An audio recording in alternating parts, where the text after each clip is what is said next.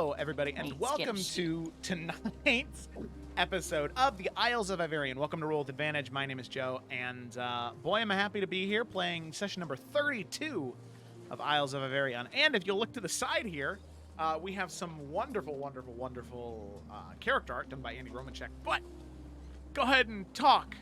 Do the thing. Yay, I'm talking. Does my mouth open? Yay. Yeah, it does. Yeah, we're talking. Woo! Oh, no, wait, Twigs, no. Wait, what? Damn. Damn. Mumbling because her mouth doesn't move. Oh, I love that. This is what you get for being so spiteful sometimes, Gemma. I have no mouth, but I must scream. There you go. It's okay. Did you fix it? It's an easy fix. Here, let me. I thought that I had gotten it. I love how high up Eurydice's eyebrows go. I love this so much. This is so cool. Obvious. Lady Twig as well. Yeah, it's cute. God, I love Dalphin's little cheese. Oh my god. Oh, you did such a good job, River. Love. Thanks. Okay.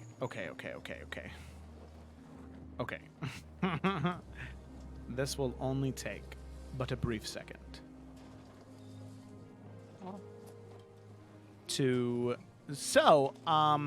I will say just real quick, as I'm doing this, there is one announcement that I do have to make before we get started and move forward anymore. Is that due to... okay, here, wait. Twig, say something. I am saying the words. Oh, okay, there you go. It took a second to load in, but you're good now. Yay! Okay. Twig's mouth opens. Yay! Okay, so just as a quick update going into this session and going forward, sadly, due to the same sort of emergency that I had mentioned last week in regards to Kit, who plays Quilp, it is definitely something that seems more consistent and more permanent. So sadly, Quilp will no longer be integrated into the Forerunners of Fate, sadly. And to avoid any sort of odd narrative things, Quilp didn't really say anything to anybody last session since Kit wasn't here. So what we're going to choose to do instead is that Quilp, after being confronted by Kossith and all of that, Quilp decided to stay in Highland Pass in an effort to maintain that flame that was in Isinalor, and then also to try and help the people who had been hurt in his home. So the party would have made their goodbyes to Quilp, and Quilp would have stayed in Highland Pass. And we'll just say that the group of knights that the group of knights that Captain Heather Scott had with him, they had one cleric of Paylor with them, but sadly that cleric of Paylor, he wasn't able to make it out of the fight. He was just caught with an arrow, and sadly, nobody else here has healing magic. Definitely not Twig. So nothing to do there. No way to help. So that cleric would have done the same thing. He would have cast the same spells, would have done the same stuff as Quilp did, but just he died sadly. So Quilp staying in Highland Pass and not on the ship with the party. Okay. All right. So that is that. And we can go ahead and get started now. So I'll go ahead and roll the intro, and then we'll dive in.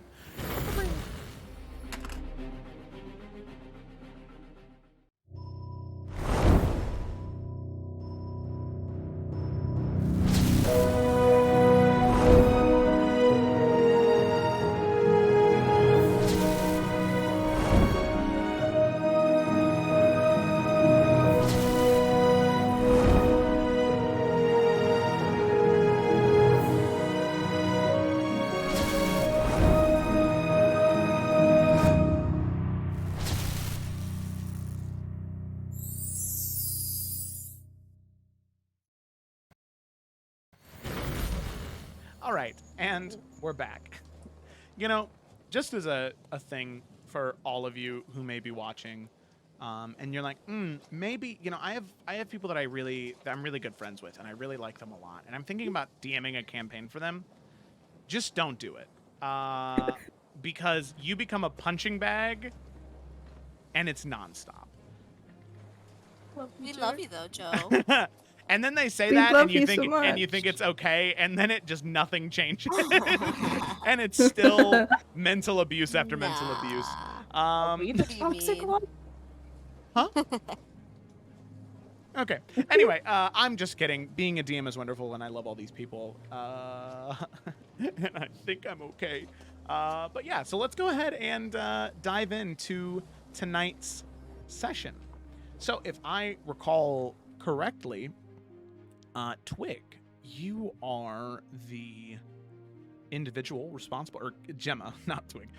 Gemma, you are the person responsible for the summary, as is tradition on Roll with Advantage. So, whenever you're ready, just go ahead and extemporaneously say whatever comes to mind about what happened last time. You know what? Yeah. Oh, did you write something down? No, I'm sorry. That's unacceptable. Yo, I will scream. I hope you know this. It's okay. It's okay this time. So, last time, we take some time to recover from the previous night's fight between Shadow Nalfian and Nalfian from the future. Because that was traumatic, especially for Nalfian, who has been crying, really, for the first time. But there's also, thankfully, no extra attention given to the group because of what happened. The city too enraptured in their own rumors that it was a thing between darkness being fought by old heroes of light to protect the city. And there's just a general consensus that it's now time for us to head back on north up and go to Sandpoint. Something which seems only more pertinent when we hear back from Captain Heather Scott that things have pretty much already started to turn to shit in Dragon's Bay. Before we can head out, though, there are two final things that the party needs to have squared away. The first, making Lady Lapierre's request to see her before we head out. She wanting to reward us for our efforts, and Twig also picking up some night books for Nauth. And we also go see Elias, who had arranged for a cloak to be made in the colours of House Forester and emblazoned with its symbol as a way to signify Nalfian's new knighthood. And thanks to the leaf that we received from the Dryad, the party's able to travel through Isnalor pretty uneventfully, save one night when Twig notices a tortoise which asks to follow her. Naturally she does, and it leads her to a passageway through a tree to the Chapel of Elwyn in the Feywild. Elwyn tries to serve as a little confidence boost for Twig, and helps her further her connection to nature, unlocking those sweet, sweet druid skills. So they continue forth, and they make it to Dragon's Bay, which is now in absolute chaos, the streets basically being ruled by bandits. But thankfully, Heather Scott had found himself a little foothold of safety for him and Simon, who is the young dwarf with dragon characteristics that we had asked him to contact. Eurydice is able to go with Heather Scott to have a discussion with Simon and learn that his father is the now deceased and, well, I guess, leader of the city, Duradine Dupree, and that his mother is now missing. But we can't exactly stay in the city for long because bandits, so we make contact with the ship to let them know that we're coming and make our way to the docks. Just need to fend ourselves from bandits as we wait for the ship to arrive and swoop us up. All right. Exactly. Very good. So that is exactly where we're going to go ahead and pick up. The party, in that moment, that dark evening in Dragon's Bay, after a brief, grueling combat, wave after wave after wave of bandits, eventually the ship swings in to harbor, all of you rush onto it, and the ship begins to sail away out of Dragon's Bay. Now, the sounds of the water lapping up against the side of the boat, you can hear the sounds of sails buffeting and the different roping and mechanical devices sort of clanking up against the wood. And you see a sight of familiar faces, and boy, are those familiar faces happy to see you. All of them standing up on top of the deck. Now, you can see, of course, Captain Heather Scott moving up with you, the knights, but you can also see Jordic, the sailing master, Sierra Rune, Gunnar Mackey, Lamley, Leah, Lotus, Miazzo, Sally, Stratson. You can see Willow. You can also see Auntie Scar, right? You can see all of these people that you've known and come to grow and really care for. All of them super happy to see you, just kind of flooding towards you and just happy to hear you and heard about what you did in Highland Pass and is so happy to see that you're here with him. And you can see that as the ship is sailing away, you can see that Simon is hanging back a little bit, and he's not really getting near the group, as you can definitely tell, all of you, that he's very uncomfortable right now, as he's just sort of standing back away from everybody, just sort of his eyes darting back and forth. And you can see that Captain Heather Scott, says hi to everybody and then makes his way around back towards Simon. But other than that, you all are able to greet everybody, and then the ship continues eventually out of Dragon's Bay, and Captain Heather Scott takes Simon back towards the captain's quarters, and then looks towards the rest of you and kind of waves his hand and then says, Sierra, could you also come here, please? And with that, Sierra makes her way towards the captain's quarters, and he says, the rest of you return to your stations. Let's get out on open waters, and then we can go from there. All right? It's good to see you all again. And he makes his way, holding Simon's hand, into the captain's quarters. Oh, can I run to Ayla? Yeah, sure. Yeah. You can definitely make your way towards Alo. As you can see, that he was one of the first people that sort of ran towards you and jumped up and gave you a big hug. And he's like, "Oh, Eurydice, I missed you so much.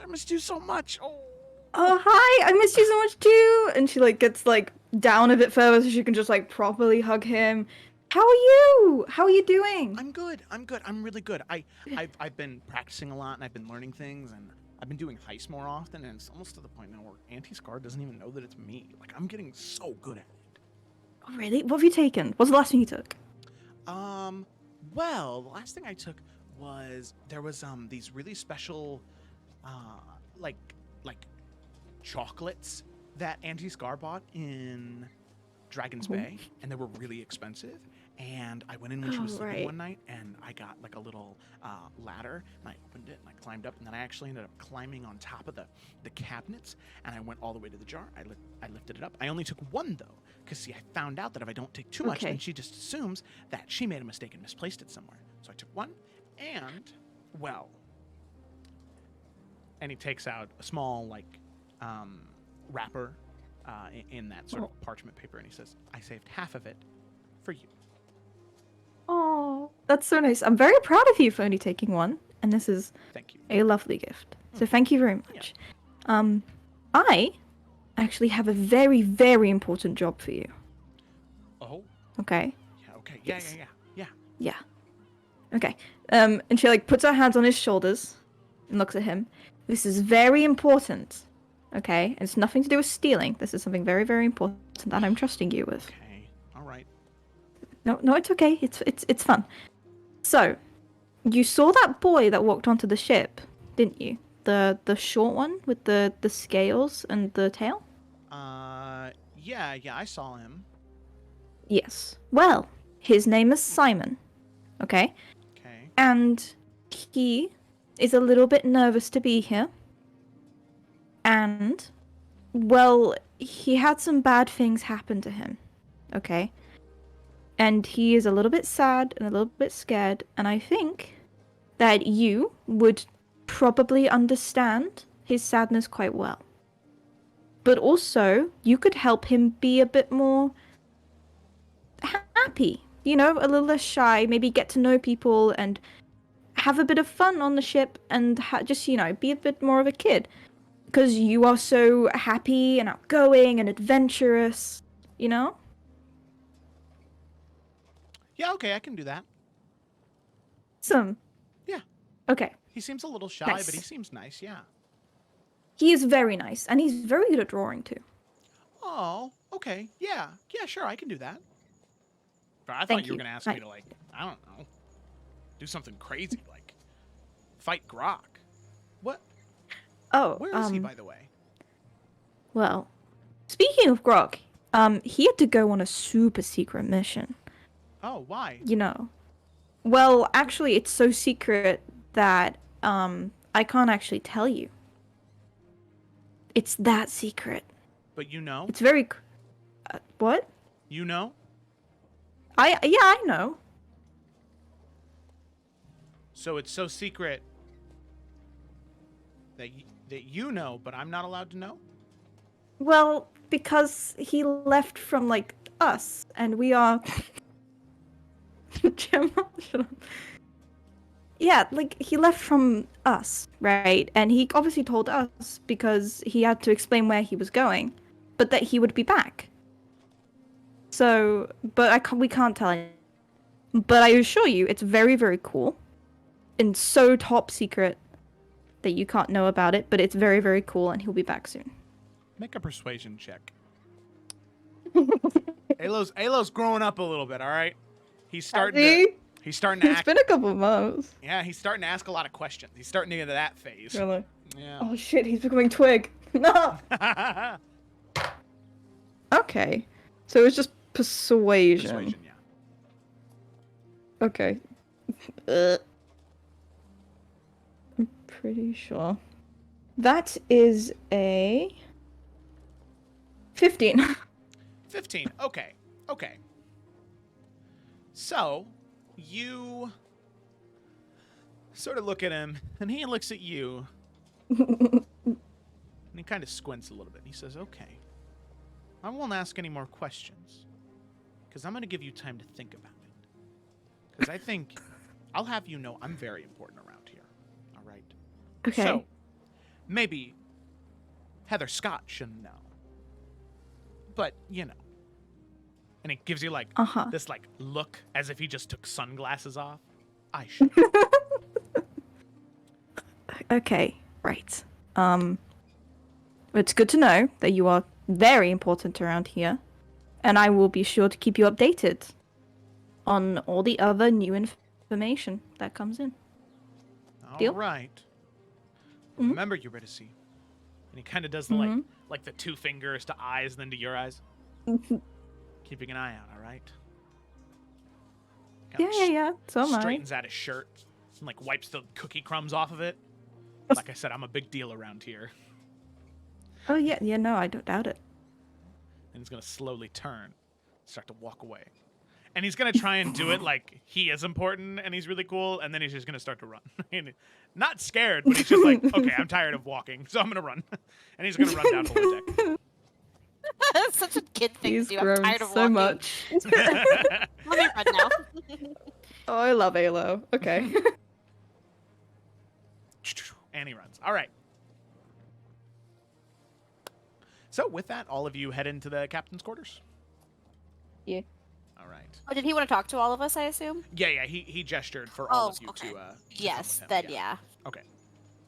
So with that, we now have Captain Heather Scott. Oh, that's a little blurry. Okay. Wrong thing. Okay, so we have Captain. Oh, there's too many captains. All right, we have Captain Heather Scott. Image. And then also inside this room is Sarah Rune. Image. Joe. All righty. So as the two of them are standing in there currently with Simon, you can see that both of them are kind of talking to each other as they're going back and forth, sort of looking at Simon, looking at each other, and sort of whispering back and forth. And you can see that Simon has sat down on the table and he started to draw again. And as all of you enter, the three of you plus Blossom and Brandon make your way through. And Heather Scott says, "Oh, good. Let's go ahead and get started, as we have quite a bit to talk about. So, I think that there's an important question that didn't exactly get to go over when we were in Dragon's Bay, but what exactly the next step is. As far as I'm aware, and as far as I was able to hear in Dragon's Bay, there were some big things that happened in Tarkir and some Iverion cities, but they were able to be repelled, stopped, and, well, haven't heard anything since. And then on top of that, and like I said, nothing's really been going down. But then besides that, we also have this now to consider, sort of gesturing down to where Simon is. So, I guess the big question here is, what exactly is the next step for all of you? And what does that have to do with us? I don't mean that in a bad way, I'm just curious as to where we're planning on heading to next. Well, I think the consensus with us was we were going to head back to Sandpoint. Do a quick check-in. I know Din here needed to speak with his father. And now we'll just kind of like pass a look to Din to make sure we're still on the same page with that. He nods, and you can see this is news to Heather Scott. This had not been. Whoops, sorry. He kind of.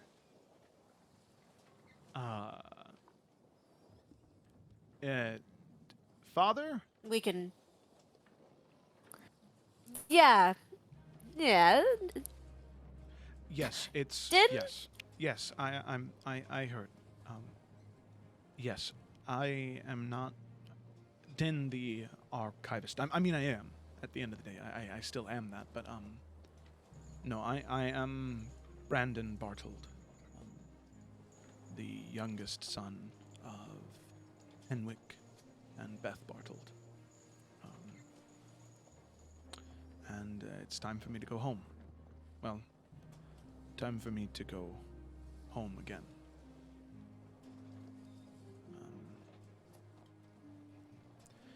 And Heather Scott says, Nalf would like put like a hand on Din's shoulder, and then like look to Heather Scott. So we're gonna head to Sandpoint, is what he's saying. Yeah, no problem. In fact, suppose then can save him the trouble from sending in the payment to some type of tavern or post office. I suppose we can just pick it up from him there for the dues for all this. All right. Very good. And then after Sandpoint? Nalf will like cast a glance towards Eurydice for a second. I do believe the next place we're going after that would be, what, the Riverlands, right? Yeah. And So up through to the College of Hearthcrest. to return the artifacts. All right. Very well. Yeah, the fastest way would be through the western port in the Riverlands, and then to walk the rest of the way.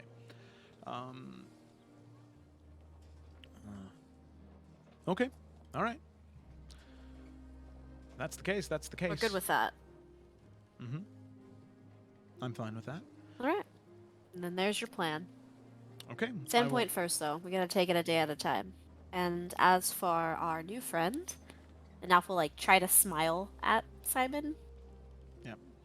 Simon just kind of looks up at you, and then looks back down. We are more than happy to have him along for the ride. All right. But I would like to talk more about that privately with you later. Of course. I'll stop by your cabins later and make sure that you've reaccommodated and that everything's where you left it. In fact, well, I hate to say this. I noticed that Grok isn't with you, and He had some important business he had to take care of. He'll Yeah. be back. well, the reason I bring it up is because well, one night, maybe a couple days ago, well, before I left for Dragon's Bay to find Simon, his Nelfian is giving Heather Scott a really careful look right now because of who's all in the room. yeah. There was a chest in your two's room. It's not there anymore. I have no idea what happened to it. I would tell that something important was in there. Yeah, I'll check it out. Thanks. All right. I just figured you should know. I appreciate it. Of course. All right, well, if that's that, make sure you get accommodated and take tonight to rest. And suppose Sandpoint, maybe a week out, if the wind's with us, that is. All right, sounds good to me. Simon, do you need anything? And I will try to give him another smile. And he sort of looks up at you again and keeps drawing. And no, I'm okay. All right. He's drawing now. He's drawing a ship right now. Oh. Okay. Alrighty. So with that, all of you head down, out of the captain's quarters, down below deck, and into your rooms. Then, unless you have anything else you want to do, I'll go ahead and move you to the ship map here. Yeah. Same map, huh? Look at that. Wow, it's been a while. Yeah, it has. Nice. It has been a Little long time. Stratson. It's funny because I can use the battle map screen for this. But yeah, all right. So we got a little ship map here. There we go. And yeah, so all of you then head to your perspective rooms then. And yeah. We're just heading to our rooms now to kind of chill out. What time is it? At about this point, it was pretty late when you guys went to go leave. Yeah, so I gotta pause time real quick because it is about what would that be? Maybe 11:30, 11:45, almost midnight. So it's pretty late right now. Oh wow. Yeah, you guys got into Dragon's Bay pretty late, and then making your way through the city and the conversations you had with Heather Scott, it took quite a bit of time. Okay. Cool. Yeah. I mean, then Nuff would do his little goodnight ritual with Twig, and then go into his room and double check that chest is gone. Yeah, you look. If there's anything else, I don't know if there's anything left over or. He doesn't know what he's looking for. Make an investigation check. Hey.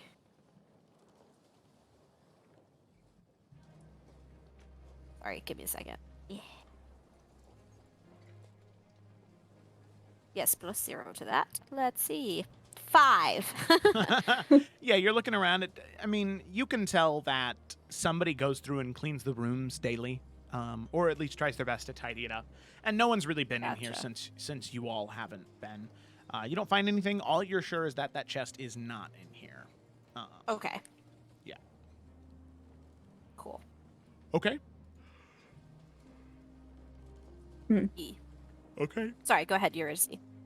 Okay. No, she's gonna sleep first because I didn't realize how late it was, and then because she only needs 4 hours, she's then gonna go up on the deck and she's gonna sit and she's gonna flick on produce flame and firebolt whilst holding the amulet just every now and again and kind of meditate with it because she felt that connection earlier. Yeah. Okay. So let me go ahead and move everybody closer to where they'd be in terms of crew right now. So if you guys are getting there pretty late at night, almost everybody's asleep, except for Lotus and Lamley. So Sally would be asleep as well. And so would Auntie Scar, but she's in her little cook's bed. Okay. So then Eurydice, you go ahead and make your way up to the quarter deck. So that sort of highest part of the deck right near the front of the ship. And if you sit down, you're out of eyesight of Lamley and Lotus. Not that would really matter, but because of where you're sitting, neither one of them can see you very well. So you begin to sit and meditate. You begin to channel that sort of fiery magic towards the amulet, feeling that connection you made with it earlier. And you can feel this bond grow between you and the amulet. And you can feel that bout of flame begin to grow on your hand. Now it's out of your control. It just keeps growing and growing and growing and growing until eventually it hops off of your hand and onto the ground in front of you. And as that flame hops out of your hand, there is this beam of light from the amulet that shoots into that glob of flame as it sort of falls down and rolls, not catching anything on fire, but this small little ball of flame just kind of begins to roll with its mind of its own until eventually you can see these two very thin, spindly legs begin to form on the bottom as that small ball begins to like wobble as it's now standing. And then it sort of forms into a wisp. And then there are these two very light arms that form on the sides. And these two small divots where eyes would be, and then this rift in the middle where a mouth would be. And you can see that just this little odd, wispy flame creature now just sort of like moves back and forth in front of you, as if it were just kind of like a top spinning. That's the same movement pattern this little wispy flame has. And it begins to speak to you. Its voice, initially hard to hear, as it just sounds like crackling flame, the sound that a fireplace makes as it's burning away wood. What you would connect to be primordial. But this creature, as soon as it realizes you're not understanding, it pauses. And you can see those small divots of eyes begin to narrow. And it begins to speak in common. You look very different from my last master.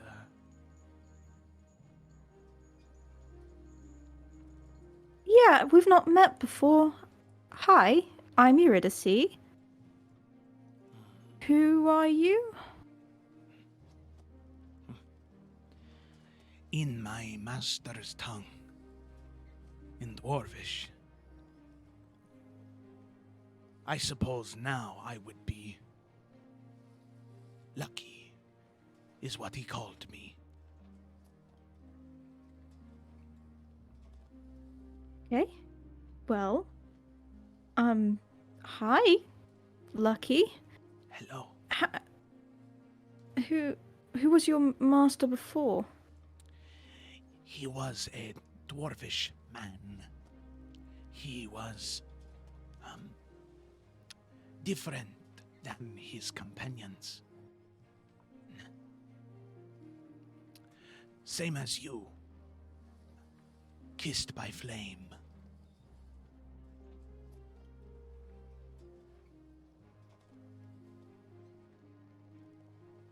Okay.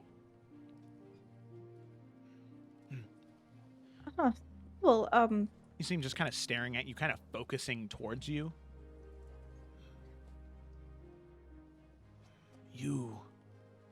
You prefer a different form, do you not? For me. maybe I don't want to say your form there's anything wrong, but I just don't know how to comprehend this. It's a bit new. I've never seen anything like you before. And he focuses for a little bit, says, I have idea. Okay. And you can see the flame spirit inhale, and then as it exhales, you can see its form slowly begin to shift. And where it had almost like this very wispy, sort of like fire tornado appearance, you can see it begins to sort of solidify and fold and change color until it shapeshifts into a creature still made of flame, but something a lot more easily comprehensible to you. A dog. Very, very easily understandable. And on top of that, a golden retriever. But kissed by flame as you meet Lucky. But he's so cute. Look at his tongue. Look at his tongue. Oh my god. But he's a flame pupper. I'm so I'm down. He is. He is so cute. No, what do you mean, Den? No, Din. Wow. Wow. Look at his face. Look at his face. And you can see now that the flame spirit, as soon as it changes to that, it kind of, it like opens its like mouth and kind of moves its jowls a little bit. Oh. Speaking in this form is a little more difficult, but... and you can see it's just kind of baring its canines as this long, droopy tongue is sticking out. But if it is more comfortable for my master, I have no problem being in this form. You're so cute. Oh my god. And she's gonna like reach out and like pet him. Yeah, and you can tell that although he's made of flame, he seems to be able to control what that heat is being exposed to. So as you go to touch him, you can see that he is rather cool to the touch. I mean, obviously not cold, but he's not blazing hot. You know, you have resistance to fire damage, but even if you didn't, there'd be no flame damage sustained to you in this moment. Okay. Oh my god. She's so happy. It's like, you are so cute. And I hope that's not patronizing, but I love you so much. Oh, no, that is fine. If it makes my master happy, I am happy to be in this form. And you can see kind of like walks around you a couple times and then kind of lays his head down in your lap. It says, in this form, this feels right. Yes. No, I totally agree. This is perfect. And then she's gonna kind of pet him for a bit. And then she's gonna go, oh my god, I have to show them. And she's gonna go, Lucky, come with me. And then she's gonna run downstairs. You can see there are times where he has a little bit of hard time moving with the legs. So sometimes the legs just turn to like little mini fire tornadoes as he's just hovering. She like runs downstairs and like she usually doesn't wear shoes and she's like fairly dexterous. It's not too loud. She immediately though runs into the room with Twig, like their room, and starts like shaking Twig. And goes, Twig. How early is it?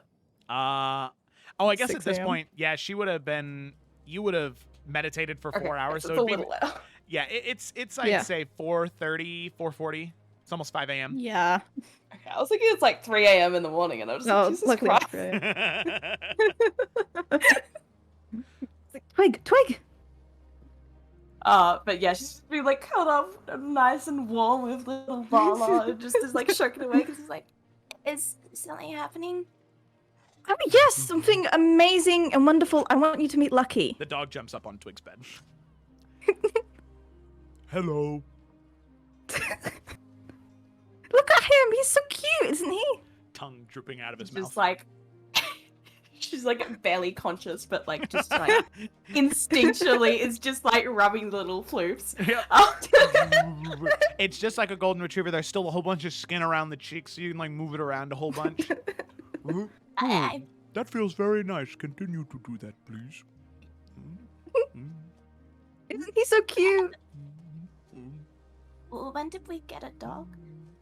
Well, since I meditated with the amulet, and then suddenly the spirit came out, and he was like, well, this form seems more understandable. So he became a dog, and he's a golden retriever, and he's so cute. He's called Lucky. Wait, so your amulet can make dogs then? I don't know. I don't think it's dogs. I think he was in there already. He said he had a previous owner. My previous okay. And he kind of like moves his head out of your hands as you're still kind of mushing his face. And he says, my previous master put me in the amulet to keep him safe. I had been sleeping for a long time. This is, and you can see the golden retriever kind of shift back into the form that Eurydice saw, that very like tiny fire elemental form, and says, this is where I was most of the time, but my master preferred me in this form. And you can see him kind of turn into like a fiery red-tailed hawk that kind of like flies around the room and sets on Eurydice's shoulder, and then immediately turns back into the golden retriever form that just is now sitting on top of Eurydice's shoulder, just like a scarf. Like, He's practically weightless, so like he's just kind of like sitting on there, and it makes Eurydice look very strong right now to be able to support a whole ass golden retriever on her shoulder. And then he kind of jumps off her shoulder and sits back on the bed. my god. Okay. Wait 1 second. And she's gonna run, and she's basically gonna like run into Nalfion's room first. and like shake Nalfion awake. Yep. Be like, Nalfion. I would say because of pure instinct, like the moment she like goes to reach for him, he's just like immediately is grabbing her wrists and just like his eyes shoot open. Oh my god. Alright, don't do that because you could have died. What is the problem? You see a right. dagger drop out of Nalfion's hand. Okay, no, I just need you to come with me really quick. It's something amazing to show you. Okay, alright. Fuck. And he's gonna Okay, get come out of bed. And she's gonna place him in front of her door, and then she's gonna grab Din and Blossom and do the same thing. Okay. And then she's what? gonna come back with the two of them Okay. Yeah. and be like, okay, you guys need to see this. And she's gonna open the door and go, Lucky. Oh, would you need me again? Okay. And he's gonna jump off the bed with Twig and like walk up to the door and kind of like do like the Okay. shake thing that dogs do. Is like, it is very good to meet you, Okay, so this is Oh. Din, this is Nalfion, and this is Blossom. Blossom. Hello. Yes.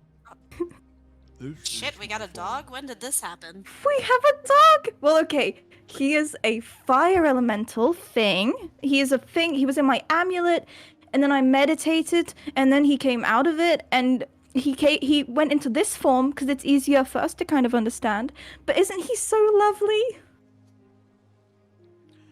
My The other entire master- time she's explaining, Nalfion's mouth is like, huh? But he's already petting the dog. Yep. Oh, Like idly. yes. Under the ear is very nice. I never thought of that before. I should have been in this form along. And you can see his back leg kind of like tap a whole bunch on the deck. Oh, yes. And he kind of falls over onto the ground, exposing his belly. Something Oh. about this makes me feel slightly uncomfortable, but I feel as though this is what I'm supposed to do. And Nalfion will like rub its belly. Yeah, oh, thank you. My other master was not nearly as nice as all of you are. Aw. Well, we're very nice, and it's very lovely to have you. Oh my god. And she's gonna also just be petting him, and she has not been this happy in like a little while. She's just like, Family yeah. bonding. Yeah, so we have a dog now. And a lamb. It's one big happy family.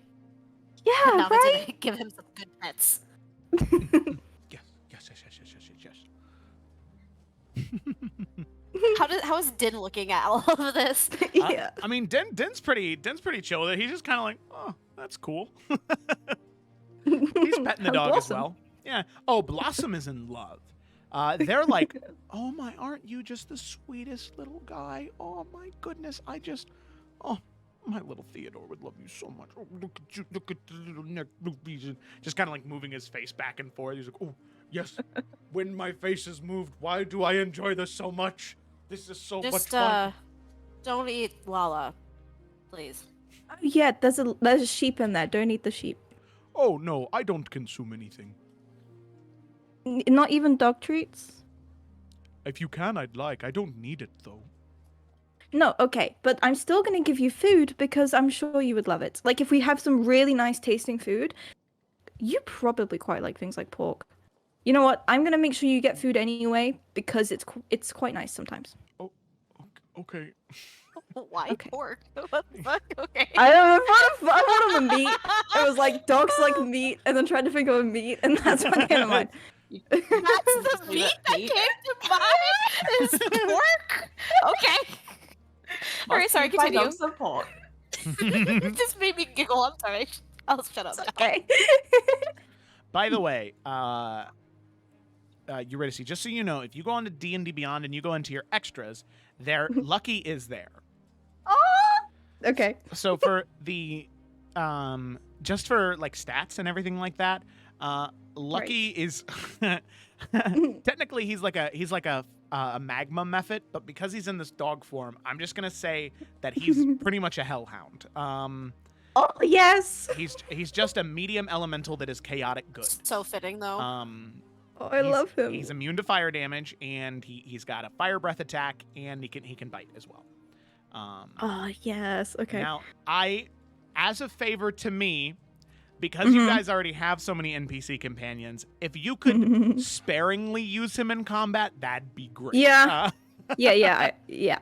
But it's pretty much an action to summon him out of the amulet or to recall him back. So you can do that at will, just in the amulet, out of the amulet, and he has no problem. It's kind of like a Pokeball. He's okay being inside there. In fact, he likes it. He's got a little 1-bedroom apartment, a little studio apartment. Okay.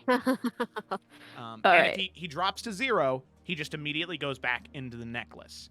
And over the course of a long rest, regains all of his hit points and then can be conjured again. Okay. The only way he can be killed is if the amulet is destroyed and then he is killed. Other than that, he's bound to the amulet. All right. I will protect him with my life. All right. Thank you. It's okay. Oh. Okay, he's sleeping on Eurydice's bed, like, every day. All right. Okay. Oh, so wholesome. I'm so happy. We have 2 pets now. Well, Nalfin needs a pet. Fucking what? Well, I mean, Lala's will stay around, right? I think that was the consensus. I feel like, Lala doesn't have a breath attack. Can you imagine? Yeah, I mean, Lala's here. So, I mean, Nalfian's breath pet could attack be is the rainbows. giant owl bear that you guys somehow carried with you to drag it through Dragon's Bay. That's very important. Thank you. Okay, but also thought, what if we just keep Lala on the ship, right? Yeah, that's a good idea too. Yeah, That's like a probably classroom safe. pet, it's kind of everybody's responsibility. Yeah. Yeah. Okay. Yeah. Lala is not a combat animal. No. Unless you invest No. plate armor for her and strap a sword to No. her forehead. But don't think- I was just like, rather than like leaving her in like Sandpoint, like, Yeah. if she's on the ship. Yeah. Better. Yeah, exactly. A school pet. There you go. All right. Look at that. Okay, good stuff. So, everybody's woken up at 5 a.m. Wow, that's great.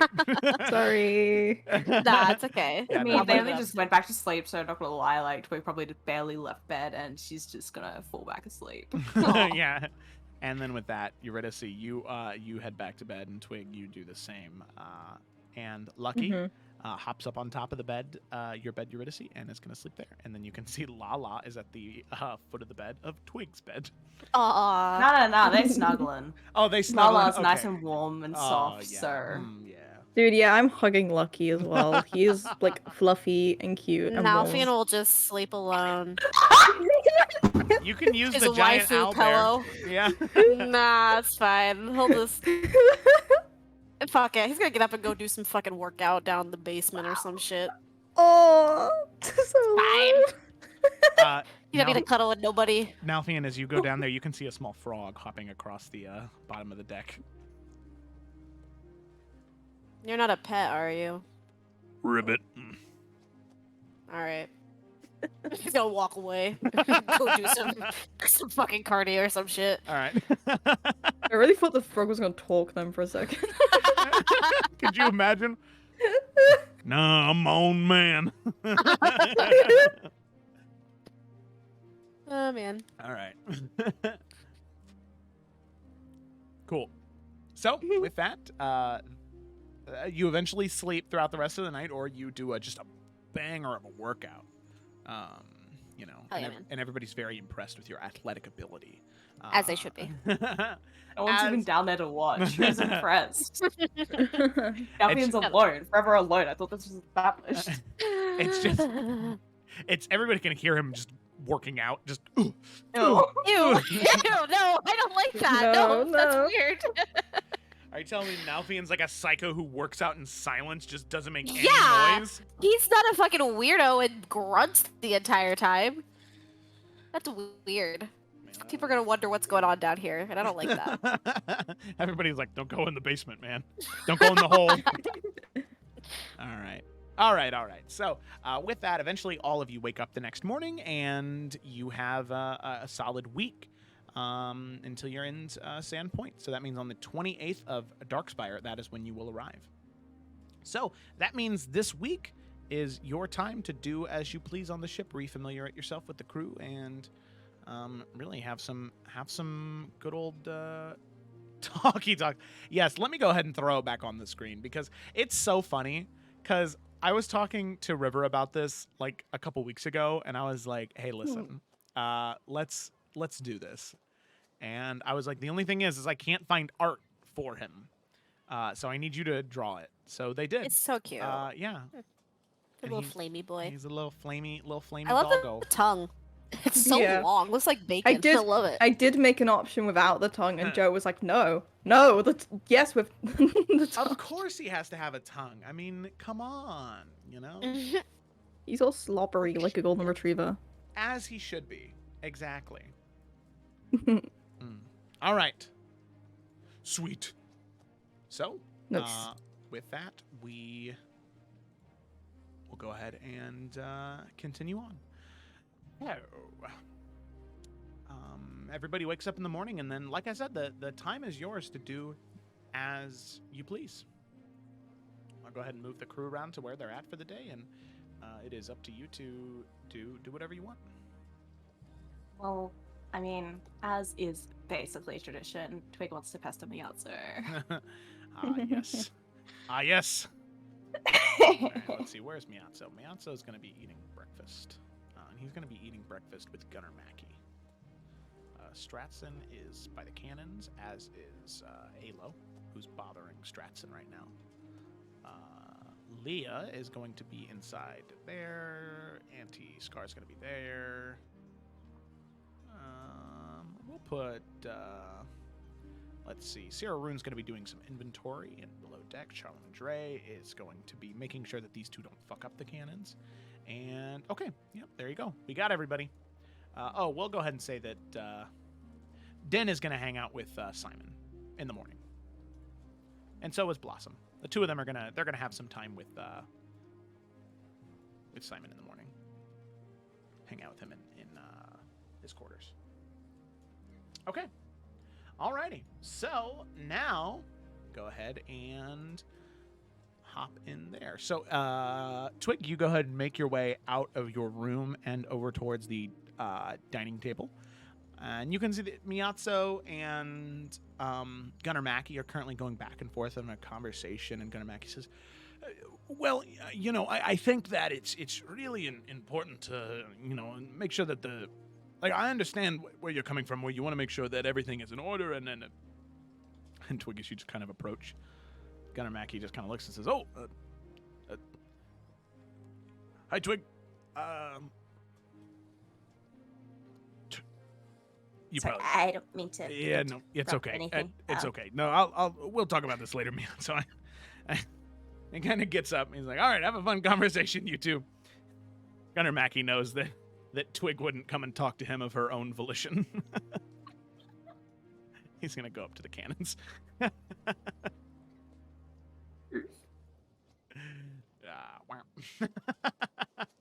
All right, so Miatsu just kind of smiles at you and he says, well, Miatsu is very happy to have this one take a seat with him if you wish to talk.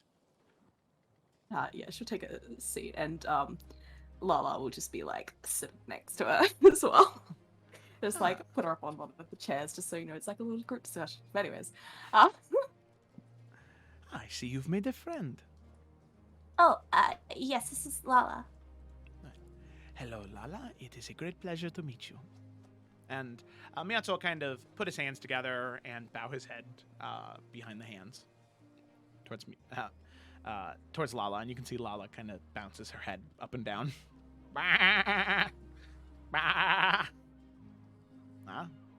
Yes, this is a talkative one. So, what brings you to this wonderful dining room table? Well, I promise it's not really about me this time. I know I pestered you a lot about that, and I'm sorry, but I just had, well, I wanted to ask because it had been kind of, well, I thought about it a while ago, and you went around to ask, so it's been something I've been wanting to know for a while. But what's Eurydice's aura?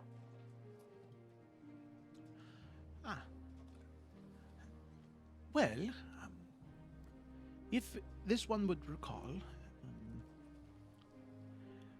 I have said, Miatsu has said before that Miatsu isn't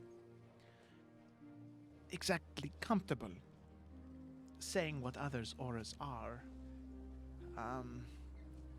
Just because it can influence the way that you interact with them, you know? I know, but I feel like it's a little different. I mean, I already know you were the sea. I just, well, I mean, I'm sure she wouldn't mind. It would make Miatsu feel a lot better if she was part of this conversation. Well, she's busy right now, and well, I mean, you you were able to tell me what Nalfians was, and I mean that wasn't a bad thing. Nothing changed from it. I don't think. Make a persuasion So check. I don't see why it would need to be different. Make a Good thing persuasion that check. Christmas totally her best stat. I know. Ooh. Yeah. Ooh, but that is an 18 though. I don't think Oh, she okay. has All No, right. she doesn't. Hey. And he kind of just, Miatsu groans a little bit and says, "Okay, all right. I just remember, Miatsu doesn't know what it means. Miatsu sees what Miatsu sees, and that is part of the reason Miatsu doesn't like disclosing it, because I can't give information. I can't give meaning. All Miatsu can give is information. Okay." Well, that's okay. That's all I need, right? And I mean, it can't be that bad. I mean, if you can already just see it, and well, that doesn't shape how you talk to people, right? No, but Miatsu has lived with this for a long time. All of the people, all of the crew have different symbols hanging around their head. But you ask what I see when I look at her, and Miatsu will tell you what Miatsu sees when Miatsu looks at her. I see 5 things. Miatsu sees 5 things floating around her head. Miatsu sees, for one, a fiery red cardinal in a cage. Miatsu also sees a crown of thorns with sunburst roses. A crown of what? It cut out. A crown of thorns with sunburst roses.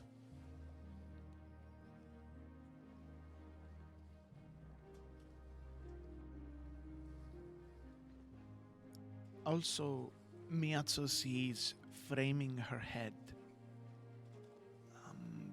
gazelle horns, framing the back of her head. And directly behind her head, Miatsu can see a blazing sun, but it is encased in steel, and it only lets out small trickles of light. And the final thing that Miatsu sees is surrounding her form is this very faint flame. But the flame isn't it isn't natural. I don't know. It seems artificial, Miatsu thinks, because the flame is tied to her, like how you would tie a ship to a dock, or strings to a marionette. The flame is tied to her that way.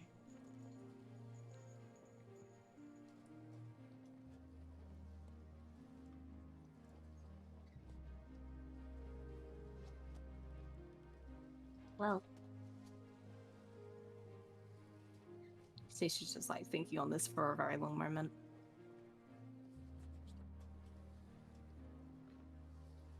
I think that certainly makes me feel better.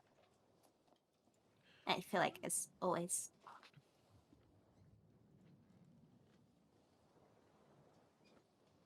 Twig, are you lying? No. No. Okay. Okay. All right. So his passive insight would be able to check that and kind of nod and say, "Well, Miatsu is glad we were able to come to a conclusion, well, we were able to figure that out. And he does smile at that. And then Miyazo sighs and says, well, is there anyone else you wish to know about so we can get it out of the way now? No, I think I'm good. I'm sorry again. I feel like I'm always having to come to you for questions, but I mean, it's useful, I guess. And he smiles and he says, the one thing I will say, that because you know, there are 2 changes I've noticed since you 3 have been on the board, the ship. I've noticed that for one, that shadow no longer follows Nalfian. If that gives you any comfort. And that keep that I saw with you. While there is still the same amount of ivy and overgrowth, some of the towers seem to be fixing themselves.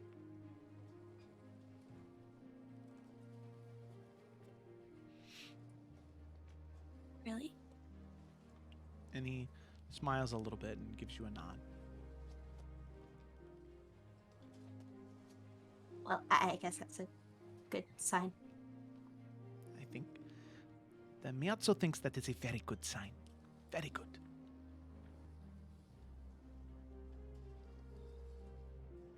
Is it usual for auras to change over time like that? Well,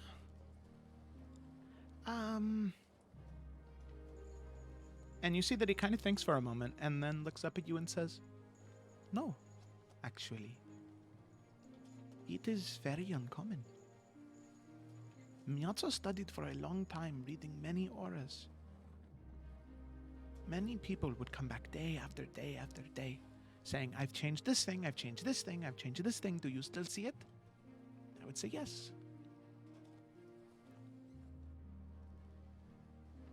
It seems to take something very, very, very important. Something very, very big to make changes. You must be taking steps in the right direction, Twig, and so must Nalfian. Instead, all I can see with Nalfian is a woman standing over him with hair of flowers and green skin, looking down at him. And then on each side of his head I can see a tall evergreen tree.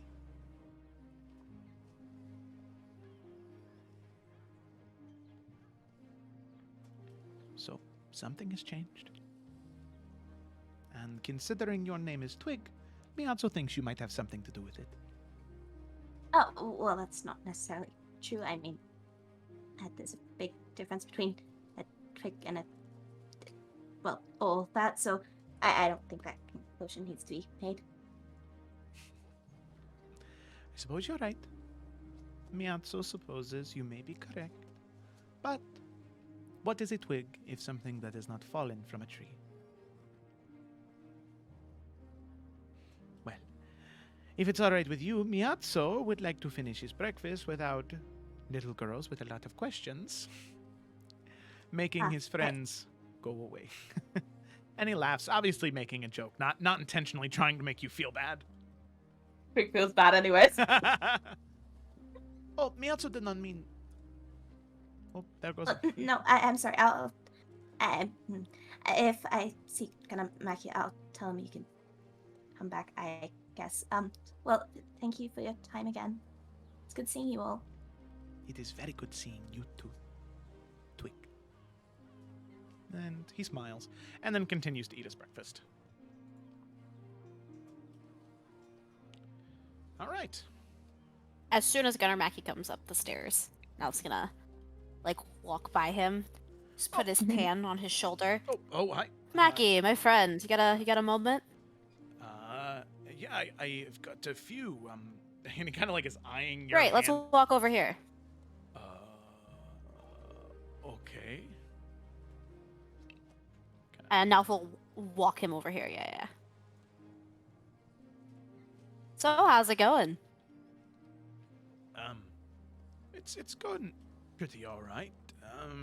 What? And he just kind of is looking at you right now. What about you? Are you doing all right? I've never been better, to be honest with you, friend. It's been pretty good.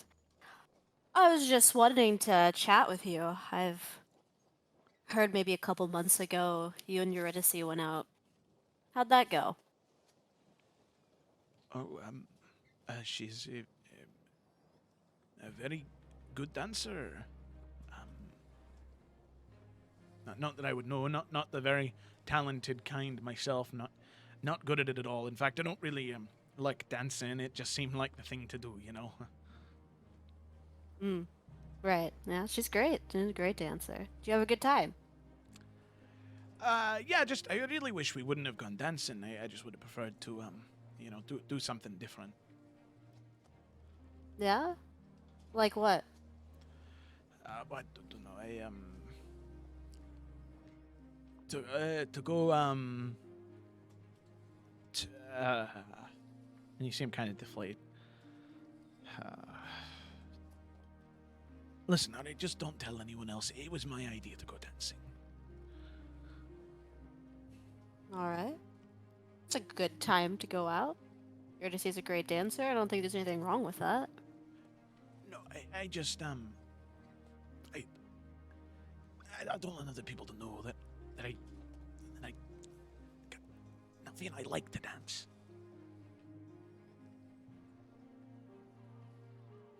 Is that a secret, friend? I mean, oh, I like to dance too. It's great. Is something wrong with that? Well, not for you, because you know you're light, you're dexterous, you can do that, but you know, when people look at me, they don't think that, and you know, I don't want people to think that I'm not good enough to be a gunner of a ship because I like to dance. That was a You can see Nalfian like starting to make the connection, and he's trying really hard not to laugh. Not at him, Yeah. but at the situation. yeah. So, okay, Mackie, you're telling me you asked Eurydice out because you simply wanted to dance. Yes, and don't get me wrong. I think Eurydice is a very charming young woman, and I think that you know a good partner would be great for her. But I just that's not she's not exactly my type.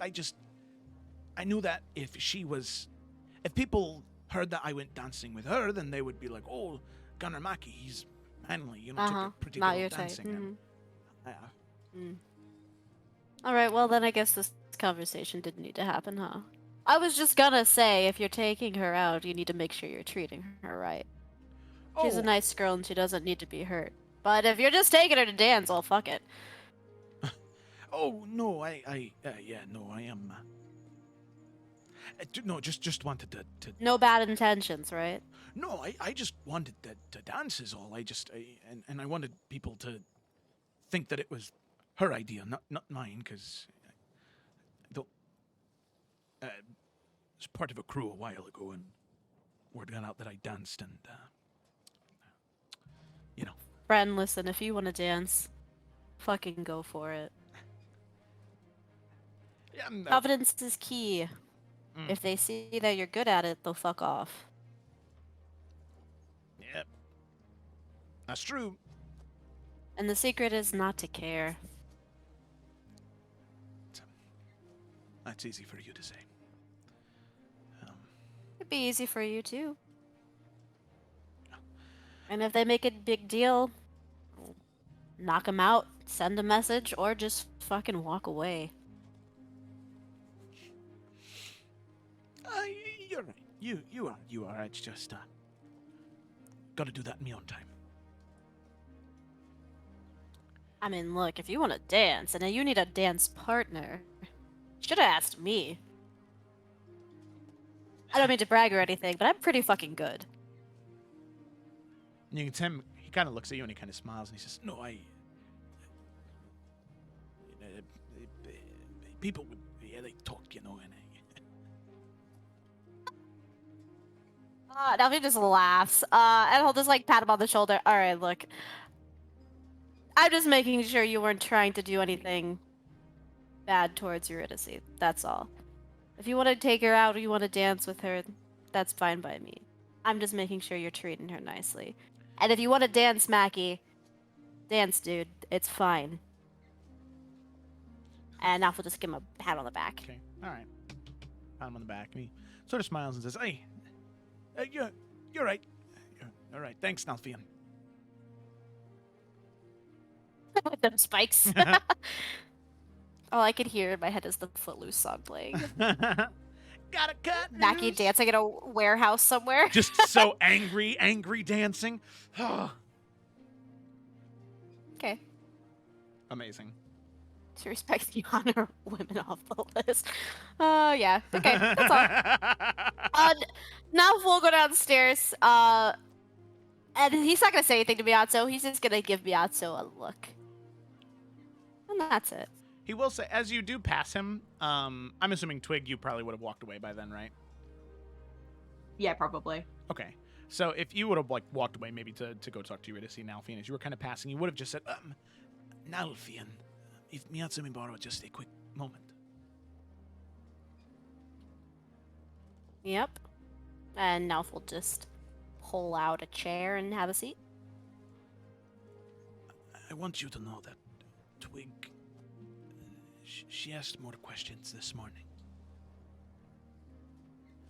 About Eurydice mostly, but I did see when the two of you came on the ship, Miatsu saw that you were different. I saw something different with you. But I didn't tell her something. Not a shadow, right? No more shadows, no more shadows. I see a woman Alright. standing behind you, skin of green soil and grass, hair of flowers.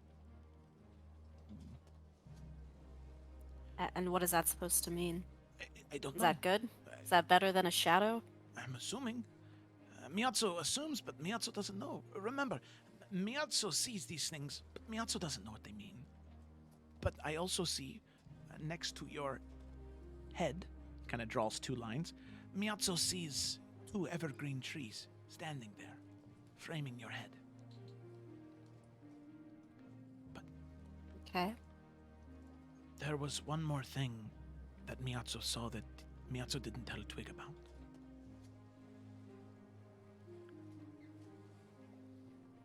Because, Miatsu didn't want her to worry. What is it? That shadow is gone, but far behind you. And you can see that his eyes kind of go up, like deep down the hallway, and then jut back to you. I saw, Miatsu saw a woman's eyes with skin like yours.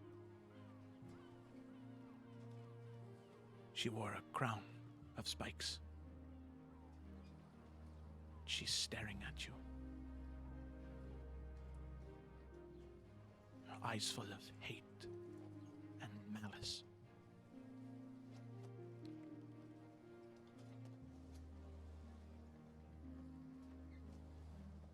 Yeah, and I know that look too well.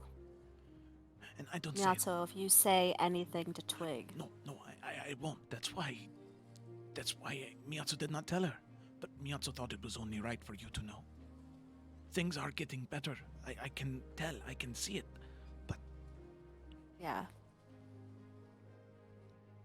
But I wanted you to know. Miyazo wanted you to know.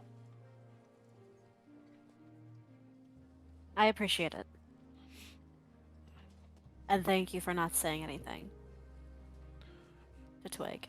Hopefully, Eurydice can forgive Miyazo. Miyazo said a lot. But Well, when good she luck with looks that at you one. with those eyes, it is almost impossible to say no. Oh, Miyazo, you're preaching to the choir, friend. Miyazo sighs, and he goes, I think I'm going to start hiding in the brig. And now we will give a genuine laugh at that. Yeah. And you can see that his plate's empty, and he's like, I just wanted you to know. Miyazo is going down to the brig to meditate for a while. Just free of questions. And more questions. And more questions. Doesn't end, friend. It never And I'll stops. just pat him on the shoulder. Okay. Goodbye, Nafian. And he puts a hand on your shoulder as he gets up and moves around and says, things are getting better, my friend. They are. And with that, he'll make his way down towards the hatch and then go down into the brig. Boop.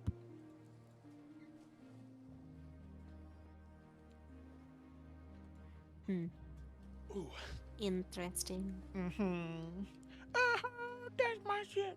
Oh, girl, never say like this. Okay. Okay. All right. So, Twig, are you headed to a place maybe? I don't know. Yeah, she's gonna show off her skills to Sally, man. Oh, yeah, okay, all right. All right, so, oh, God, yeah. Bringing Lala there too. Oh, God, all right, so you're going to climb with Lala up to the crow's... No, she won't climb with Lala, but yeah. you know, Okay, long distance interaction, I feel. okay, all right, so, yeah, you make your way up to the... At least there. with Lala. She just doesn't want to, like, have to carry Lala because that just sounds like a terrible idea. Yeah, okay, so you're gonna climb up, and Lala's gonna yes. stay on the deck. Okay, all right. Lala's on deck, and Yes. you climb up to the crow's nest with Sally. Okay. All right. And she's just gonna get up there. Okay. You get up there, and Just you can give see a big old smile to Sally. Sally gives a big old And smile then- to you, and she's like, "Oh, I missed you a lot. I'm happy you're here Still now." not even saying anything yet. She's just going to summon her spiritual beast in its air form. Oh, what? Yeah, right? Oh my God! Look at it. It's so cute. Oh my God. She's like, can I touch him? Well, I mean, of course. She kind of like starts to like pet him and like scratch him behind the ear as this like very like beautiful like partially translucent like owl like creature. Oh, I love him so much. You can just do that. I just thought that you would appreciate it. Well, I mean, I can. On occasion. Well, that's so cool. Oh my God. And she just is like so absorbed in the in looking at him and petting him and just seeing like how just cool this creature is that you're currently holding and that you can control. And she just kind of shakes her head and is like, how are you able to do that? I don't know. I guess I just. Well, you just focus on things, and I guess I just have a connection to it all. And she just gives you a big smile and nods. And you can tell that she's not jealous at all. She's just very happy that you can do that. She just has a big... It's very like, you know, those like elementary school, like having to do show and tell vibes. Yeah. Oh, yeah. And so she's totally enraptured by it, and she's just super happy that you're sharing this with her. But pretty much other than that, she just wants to catch up with Sally. Good to like be able to talk to her again. Oh, yeah. Yes. Vibe with the seagulls. Yeah, so you vibe with the seagulls, all the friends. Still the same ones. They all hang out around the ship. Yeah, it's all the same ones. She's gotten closer with them, learned about their trauma and their histories, where they've been. And she shares that with you and the adventures these seagulls went on before they found the Southern Star. Seagull lore unlocked. Seagull lore unlocked, yep. And then the seagulls talk about how they fought the Dark One 2,000 years ago. And Oh yeah. yep. So, you have some nice, very, very nice bonding time with Sally. And you can see that Sally is also very happy to share that time with you. Okay. So, with that, unless there's anything else... Sorry, Joe, real quick. Yeah, sure. Okay. No, like, I would say, like, 5 minutes after Nalf had this conversation with Mackie, he was, like, thinking about this, so he's gonna, like, run back up. He's like, Mackie, just real quick, this is not your type, so what is your type, then? I've just been thinking about it. Oh, make a persuasion check. Okay. I just think it's funny because I want to know. Persuasion. Better be your one good roll. Persuasion at 15. 15. He kind of like looks at you and he says, I really love just dwarvish women with just big breasts. I love breasts so much. He's lying. Yeah. Delphian's gonna like laugh and just like cross his arms over his chest. Just So what is your type? to the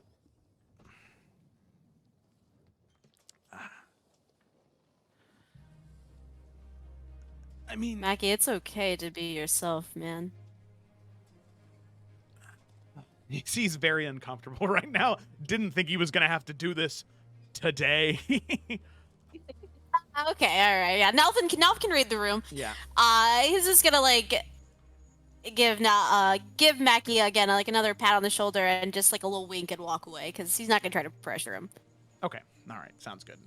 And you can see there is an obvious sigh of relief as he's like, Yeah. oh, thank fuck. Yeah. No, it's Yeah. cool. It's cool. Okay. All right.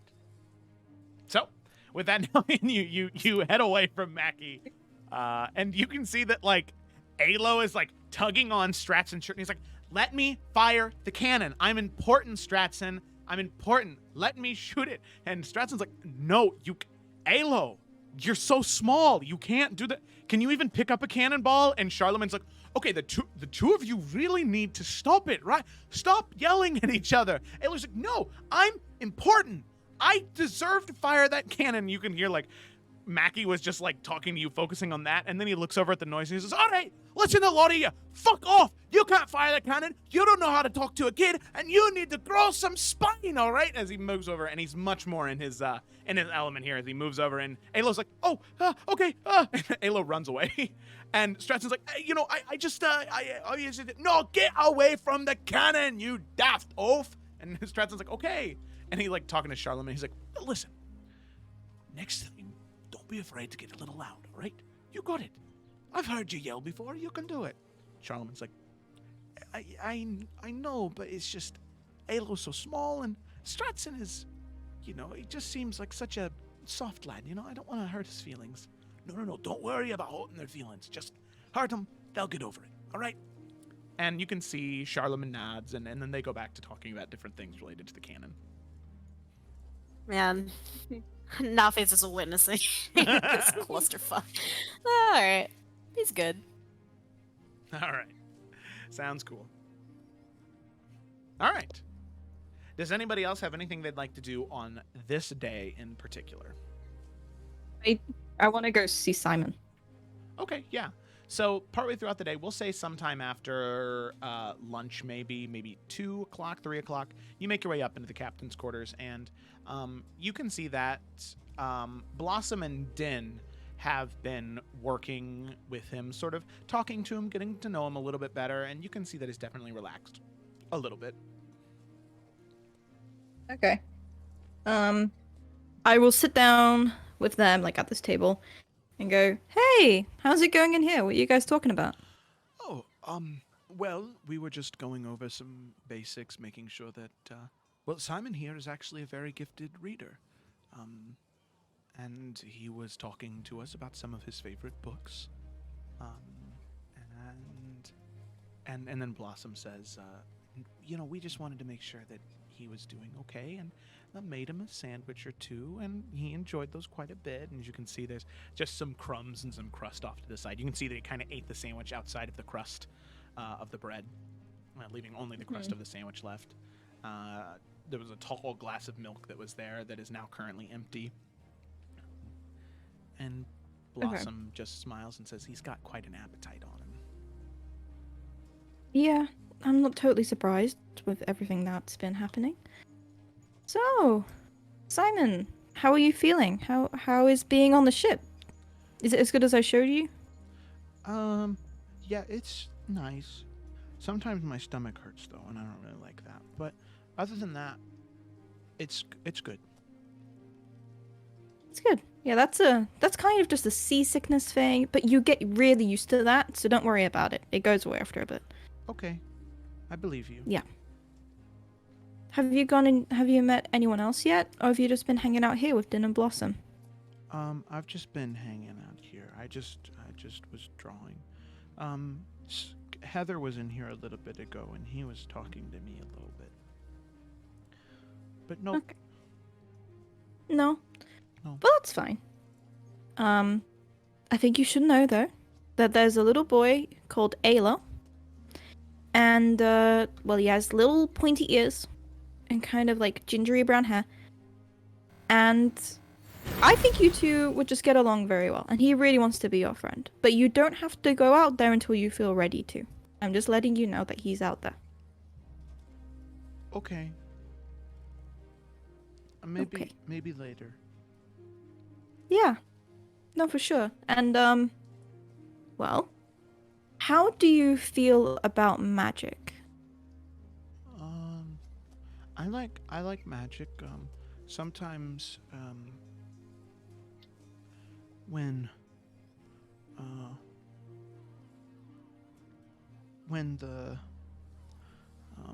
the lady in charge of the house, when she would have gleemen come in, and they would do magic tricks and tell stories, and I liked it a lot. Okay.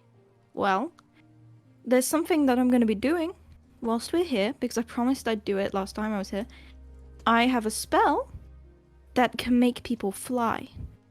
Okay? Me or other people for a little bit of time. And I promised last time I was here that I would let people try that out. So if you ever want to go, you don't have to. No one says that you have to. But if you ever want to try, you are welcome to.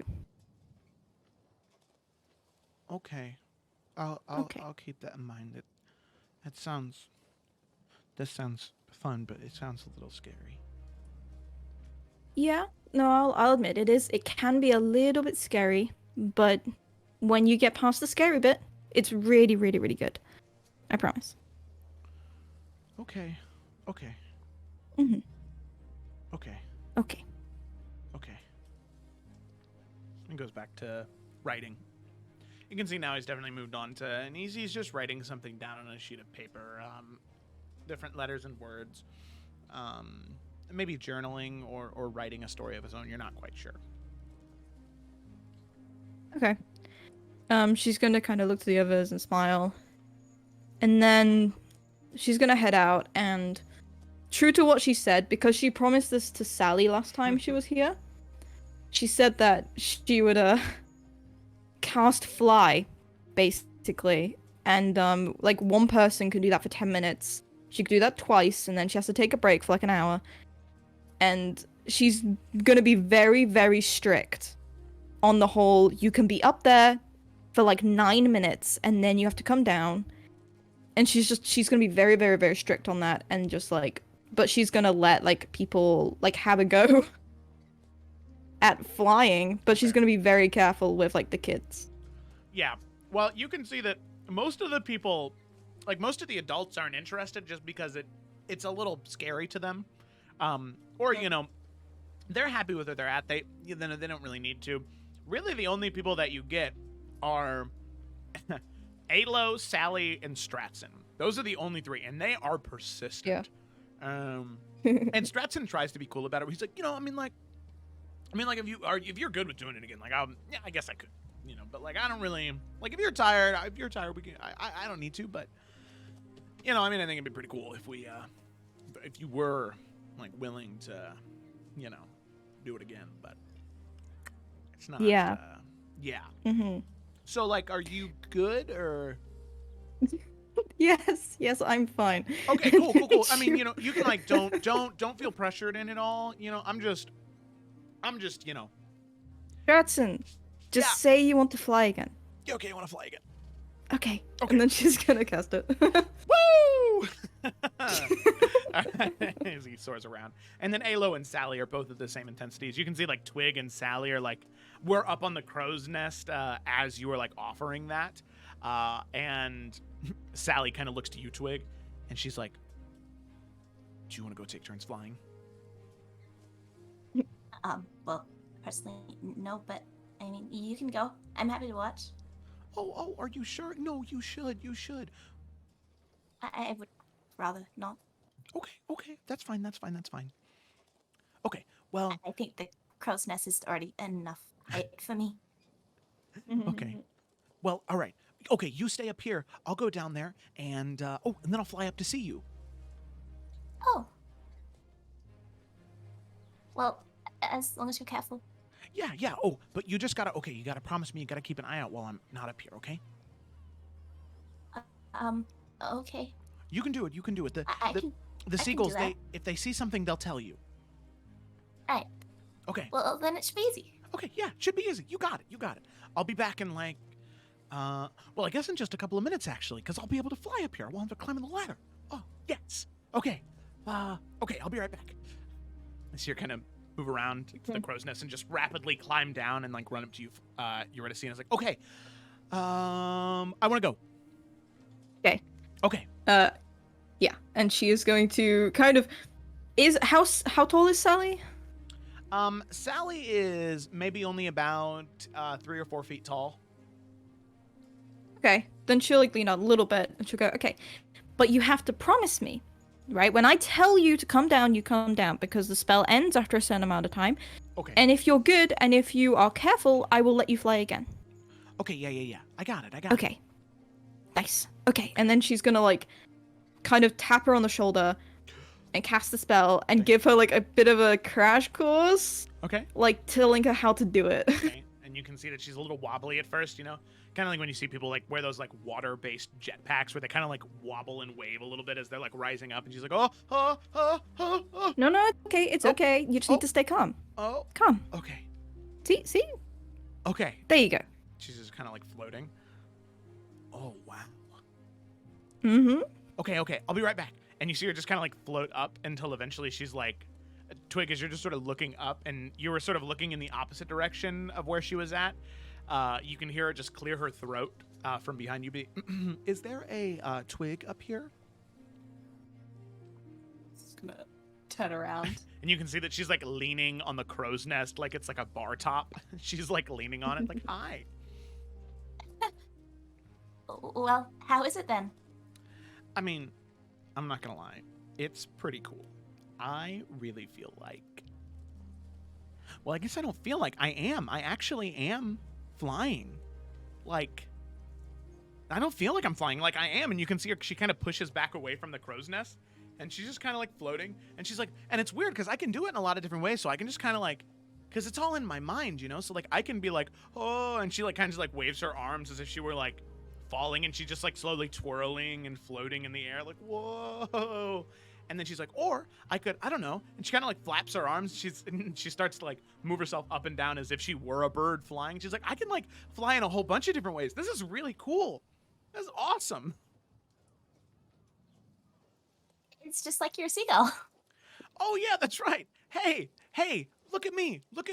And then all the seagulls are kind of like, yeah, we do that every day. Like, that's what the look they have on their face. Like, you think you're special? we fly every day for as long as we want. And she kind of like sees the way they're looking at her and goes, okay, well, shut up. This is so cool though. And you can see that she is like very genuinely like just super stoked to be like flying and floating around. And she's like, obviously you don't have to if you don't want to, Twig, but it is pretty cool. I'll say that. Woo! And eventually after the That's 10 minutes passes, she after the like sort of 9 minutes passes, she does float back down to the sort of quarterdeck where you are, Eurydice, and the magic is not dispelled, but it just falls, and she goes, "Oh, wow! Was that fun then? Oh yeah, that was amazing." Well, that's good. You look like you were enjoying yourself quite a bit. Yeah, well, you see, I spend a lot of time with the seagulls up there, and the seagulls, you know, they can't really talk to me, but sometimes they do look at me like I'm better than you, and I think they might have been a little annoyed that I can fly, so now it's kind of like we're on the same playing field, except, you know what, I have opposable thumbs and they don't, so I think that makes me the real winner here. Yeah. I mean, you could fly and opposable thumbs. Exactly. So, So, like, what do they have on me? Nothing. Yeah, nothing. exactly.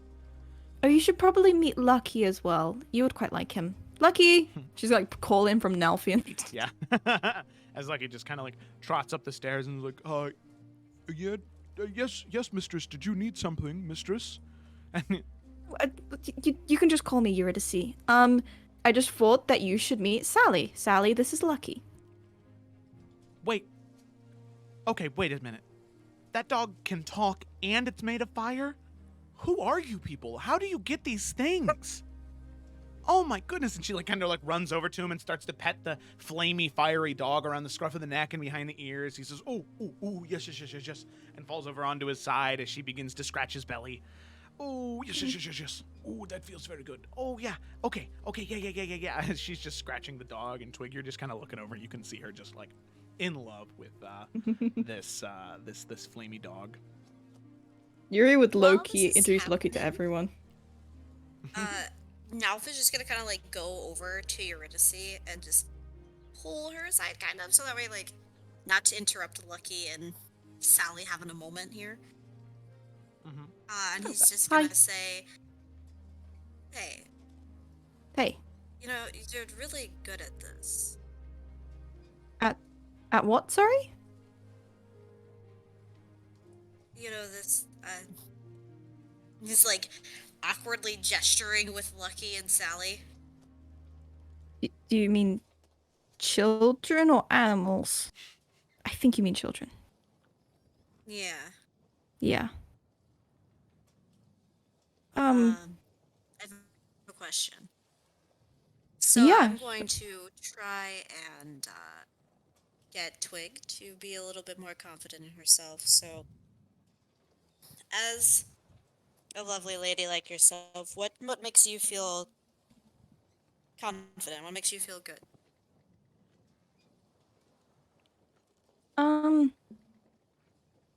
Well, first of all, I'll tell you the trick to how to be good with children, because typically that just works for everyone. But people have a tendency to treat children like they're stupid. They're not. But people think they might be, so they have a tendency to do that. And kids are a lot smarter than we give them credit for, so if you treat them like they're stupid, they'll pick up on that and they won't listen to you.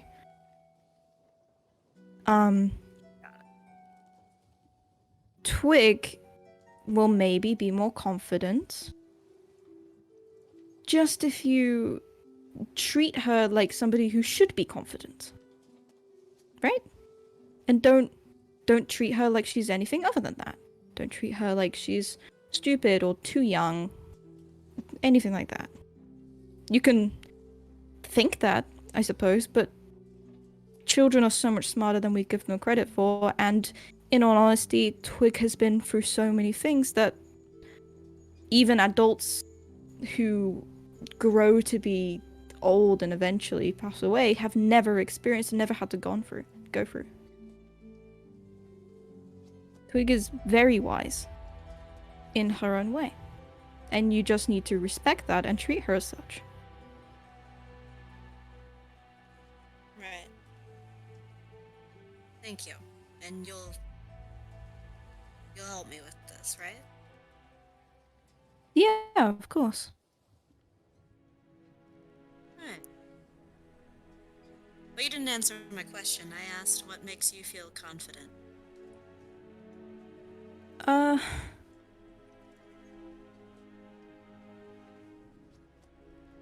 I don't feel confident very often. So I guess I feel confident when I'm not brushed aside, when I feel like people listen, when I feel like I've done something good. I would say that, probably. Okay. That's good to know. Thank you for sharing that. Could you do me a favor? Next time you see Mackie and there's music, you should dance with him. Oh, yeah, I meant to go and talk to him, actually. Yeah, I mean, the night that we went on was really good. I really enjoyed the dancing, and he was great. I just felt like I should probably go talk to him at some point because I don't want him to get the wrong idea. Because now I realize after, like, I got the wrong Honestly, idea. And... I don't think that's something you have to worry about. Really? Did he But talk to you? We had a conversation. Don't get me wrong, I think you're beautiful, stunning. I just don't think you're quite his type. But he would love an opportunity to dance again. Especially with you. Okay. I quite like dancing, so I think I will.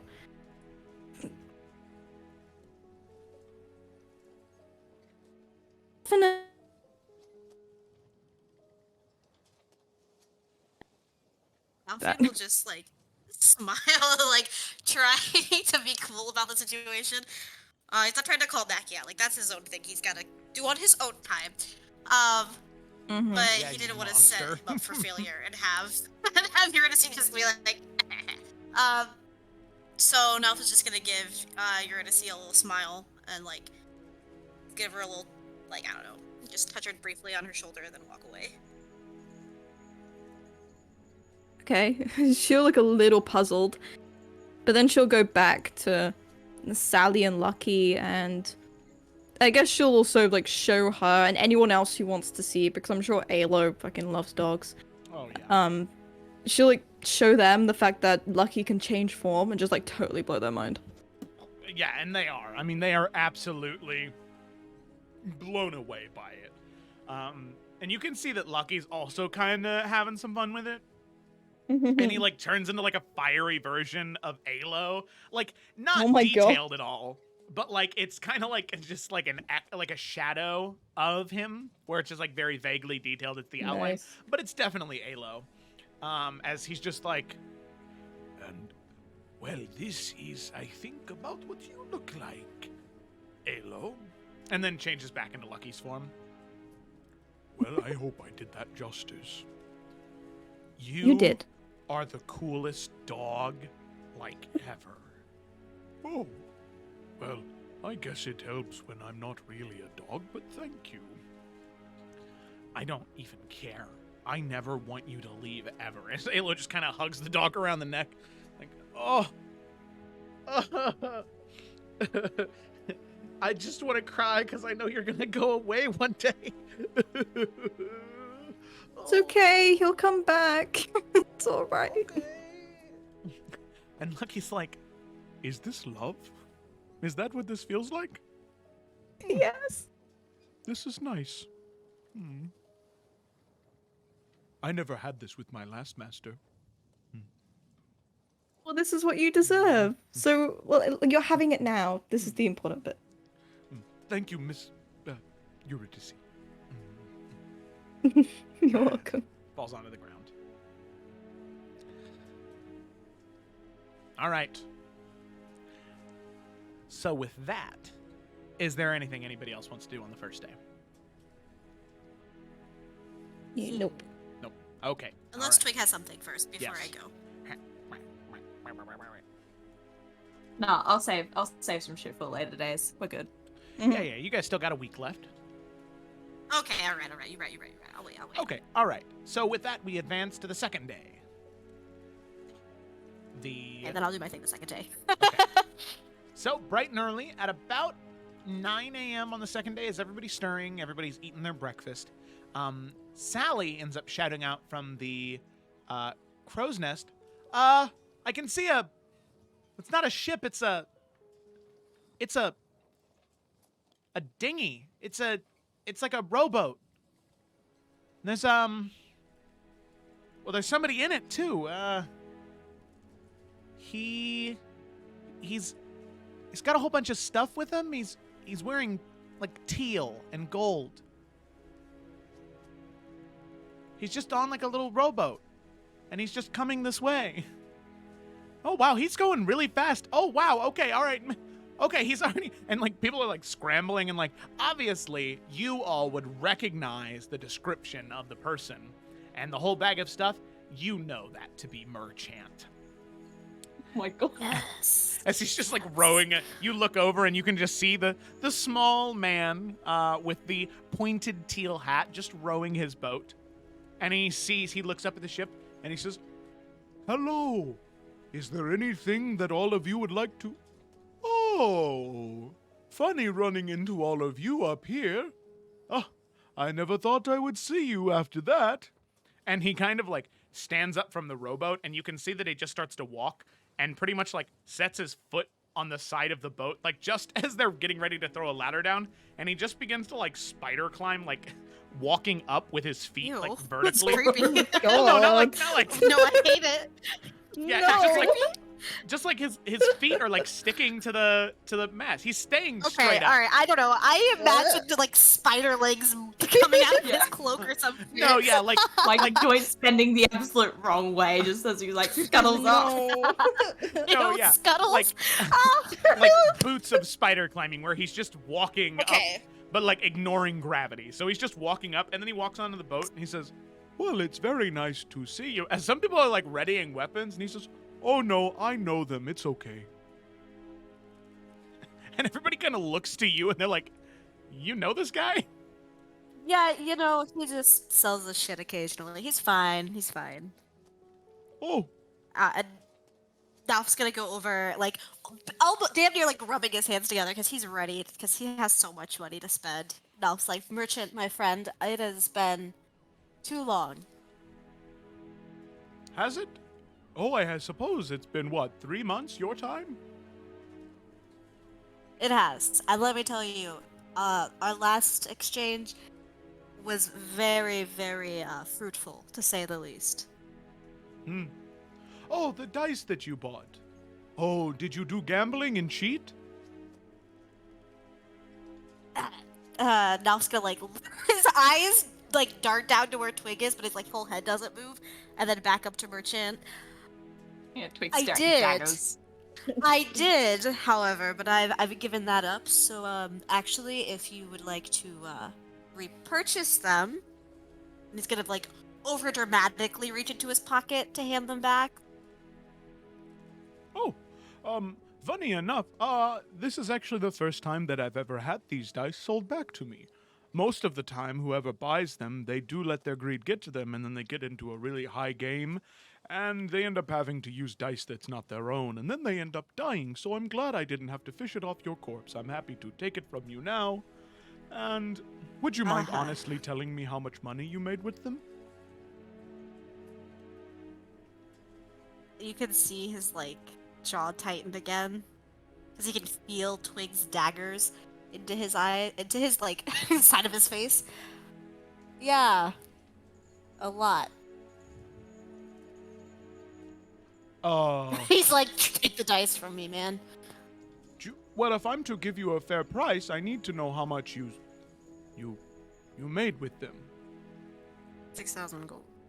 6,000 gold? Wow, you were really profitable with those. And then, Yep. last thing, did you keep it all for yourself, or did you give it to others? I gave it to my friends here. I gave he feels so bad for giving them money. That's dirty money. I gave Twig 2,000 gold pieces. I gave Eurydice 2,000 as well. Oh, well, that was very nice of you. You definitely didn't have to do that. But that's very good that you did.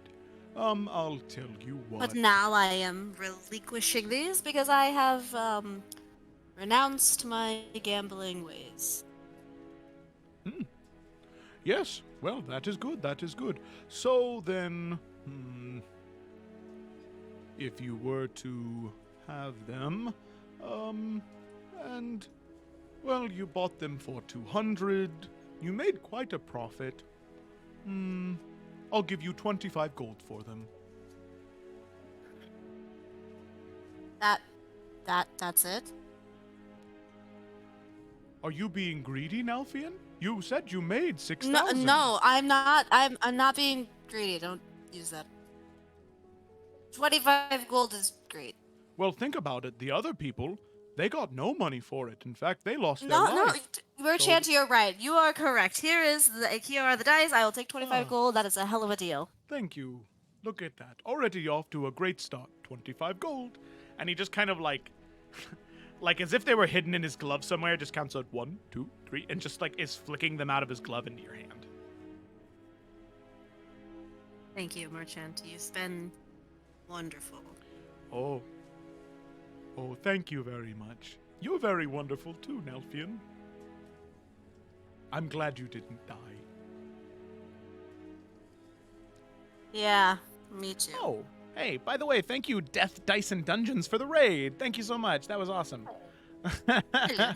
Hey, hello. Okay. So, Merchant, you can see that he is just like, oh, well, yes, very good, very good, very good.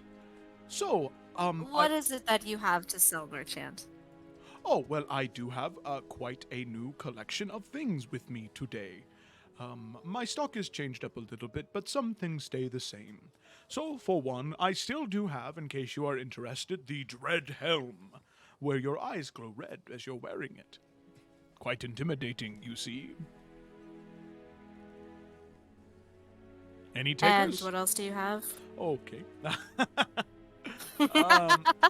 He says, well, I also do have these. and he sets his sort of bag down, and he takes out a pair of boots, and he sets the boots down on his invisible counter, just as he has before. And he says, these boots right here are, well, rather impressive if you think about them. So while they may look like normal boots, they are a little different. These are called Boots of the Vigilant. They're very handy because they allow you to get the jump on your enemies, so that way they don't, that way they don't get the jump on you. The Boots of the Vigilant, They allow you to, once per dawn, you can roll an additional d8 and add it to your initiative. Oh, spicy. How much are they? the Boots of the Vigilant are a very modest 700 gold pieces. Alright. That is that. Of course, as always, I do have 4 more health potions for 50 gold each, should you be interested. I also have... before you go, young Mistress Twig, I do have something that I found that might interest you. Oh, that should be okay. Well, it's Dowie, actually.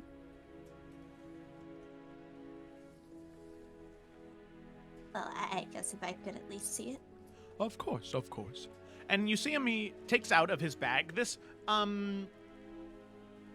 it looks like a wand. It's just a very thin, whittled piece of wood. Seems to be made of some type of ash wood or maybe birch. It's a very light wood. And it has small Dowie runes carved into them.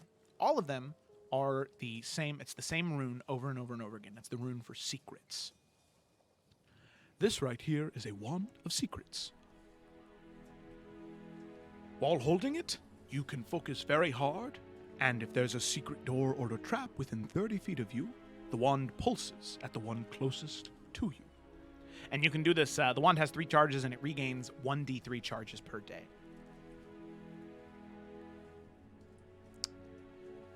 Yeah, she'll spend some time inspecting it, but then just give it back. I don't think I'll be fine. Anything? Kind of glaring at now. Mhm. And she is just Lala and Toad just gonna wander off down.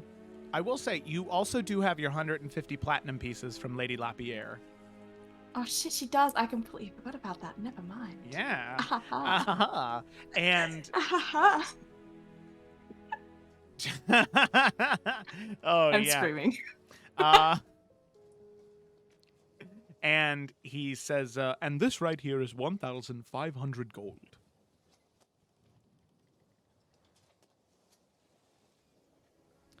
It's still more than she has, though, right? Because they got 100. That's exactly Point. how much she has, That isn't is. it? 150 platinum Is is it? 1,500 gold, yep. No, but I thought they only got 100 platinum from Lady Lapierre. No. 150. 150, yeah. Oh, lol. Okay. Well, that's wrong in my notes. Well, we might have 100, and then we got 50 from the Silent Shields. Yeah, Ah, that's yeah. right. 100 from So Lady it's all- Lapierre and 50 Oh. from, yeah. Okay. I'll check out. Yeah. Well, in that case, she does want that wand. Okay. Oh, well, look at that. A deal already made. Oh, wonderful, wonderful, wonderful. And you see he kind of like motions with the wand to like lift it up, and he does, and he sets it into your hands as he picks up the platinum pieces and sets them onto his counter. Very good. An item sold already. Wonderful, I'm very happy. So, a wand of secrets, now in the ownership of ownership of young Twig here. Oh, okay. And then, I found this, and, well, Nalfian, you seem to be a fan of slicing and dicing, as he kind of makes, like, karate chop motions with his hands. He says, I also know that slung on your back you have a longbow. Now, I'm not sure if this is something you'd be interested in, but I found it and I thought I would hold it off to the side, just in case you were interested. This here is called, And he pulls out a longbow, and it looks to be like kind of like braided wood, very dark, either jungle wood or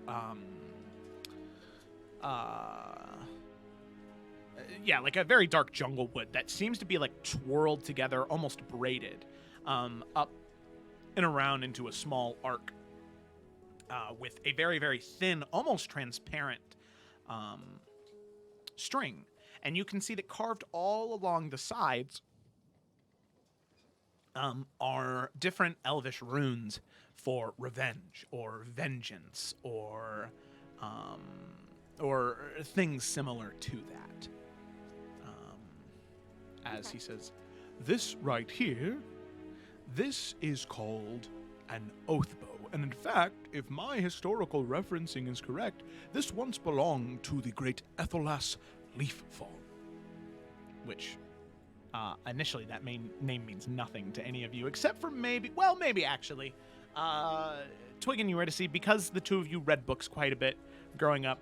This was actually a fairly well-known. I don't want to use the name assassin, just because that has a bit of a negative connotation to it. But he was like an adventurer Robin Hood-esque assassin. character? Yeah, he was very much so a type of individual who would do assassinations, but he was also very like specific on who he would accept them from. So, how it How works? does Twig react when he says this? I mean, Twig has just kind of been like frowning at Nalfian for a very long time at this point. But she's not exactly reacting too much to the item itself. Go on, Merchant. Oh, of course. So what we have is the oath bow.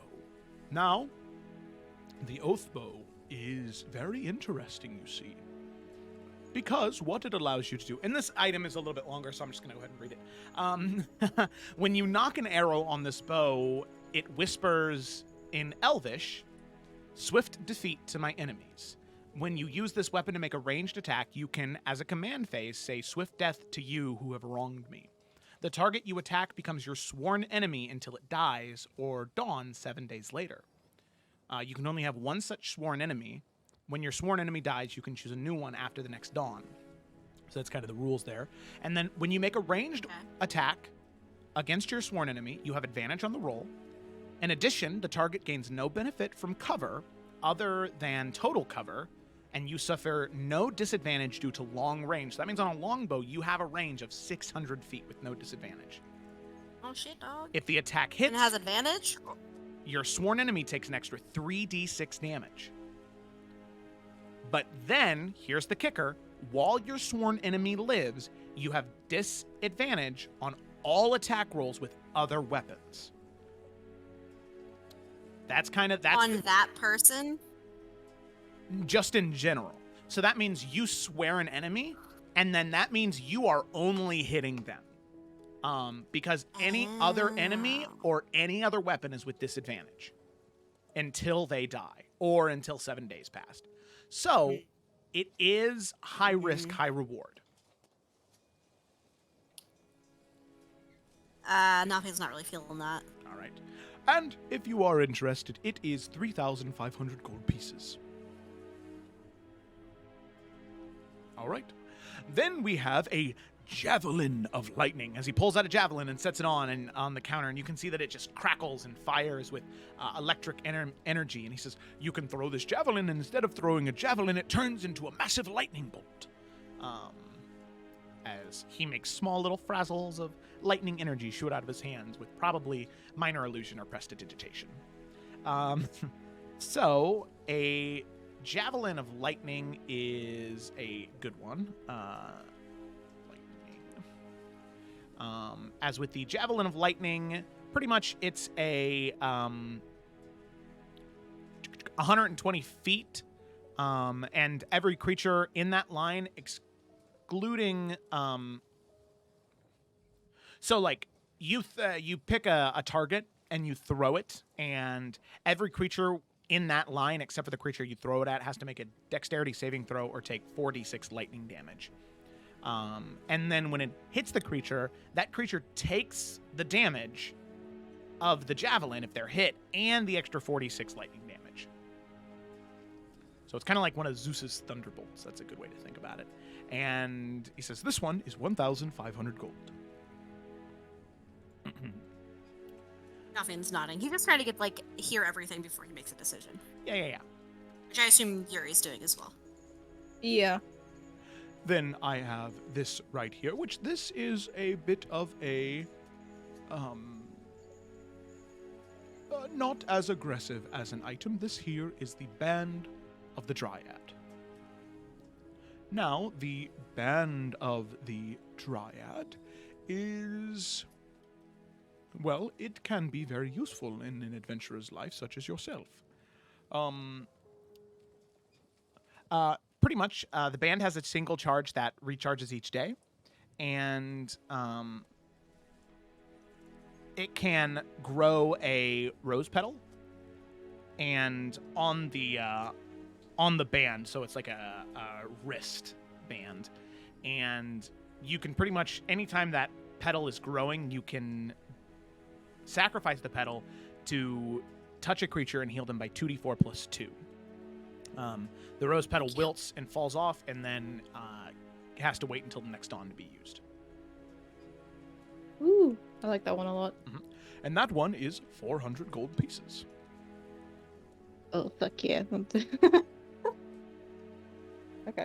Now, this one I'm very excited about because, well, for your average person, it might not be the best. For those creative types, though, it can be, well, quite interesting. So, what we have is... Oh no. I need to find the thing.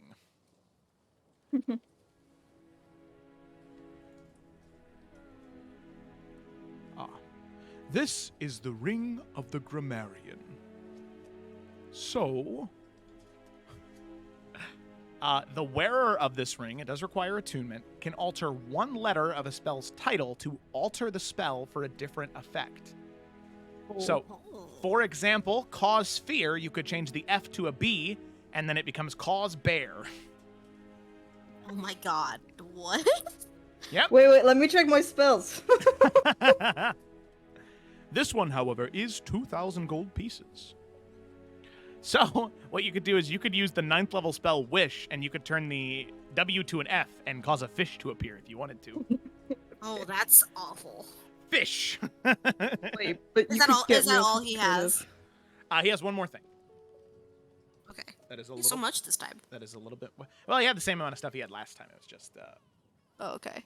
Oh yeah. We can afford things now. Yeah. Yeah. So now you actually have to think about it. Alchemy. Okay. The last thing, and he pulls out a jug, and it's maybe about the size of something that you would have you would store larger quantities of liquid in, and he pulls it out and he sets it on the counter, his invisible counter, and he says, "This right here is an alchemy jug. So, what you can do is you can say the name of a liquid. It can either be acid, poison, beer, honey, mayonnaise, oil, vinegar, freshwater, saltwater, or wine, and it will fill up all the way. And it'll come up with, depending on the liquid you try to conjure, it will do that. So, let's just say that you wanted to conjure acid, it would conjure 8 ounces of acid. If you wanted mayonnaise for some reason, it would conjure 2 gallons of mayonnaise." Oh no. Full person. I love that. That's horrifying. This might be a mistake. Oh god. All their bones just crack. Oh no. Okay. So, and he says, "Now this is very rare, and in all honesty, it can affect quite a few things. Pretty much, you can, with the alchemy jug, you can,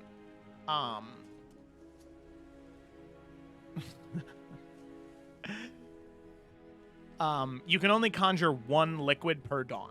So that means you can either have 8 ounces of liquid in it, 8 ounces of acid in a day, or 2 gallons of mayo, or 8 gallons of fresh water.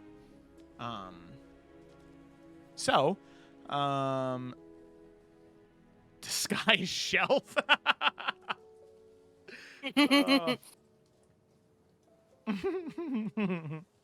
He says, "Now this one is very rare, so it would be 6,000 gold pieces. It's very rare." As he sets the alchemy jug on his invisible counter, and he says, "So, what would you like?" Nalfian wants to buy the boots. The boots, okay. Very good. How much were they, Joe? The boots were fairly inexpensive. They were 700 gold pieces. Okay. 100? Isles. Are you gonna add that to my Yep, I gotcha. the D&D plus? Okay.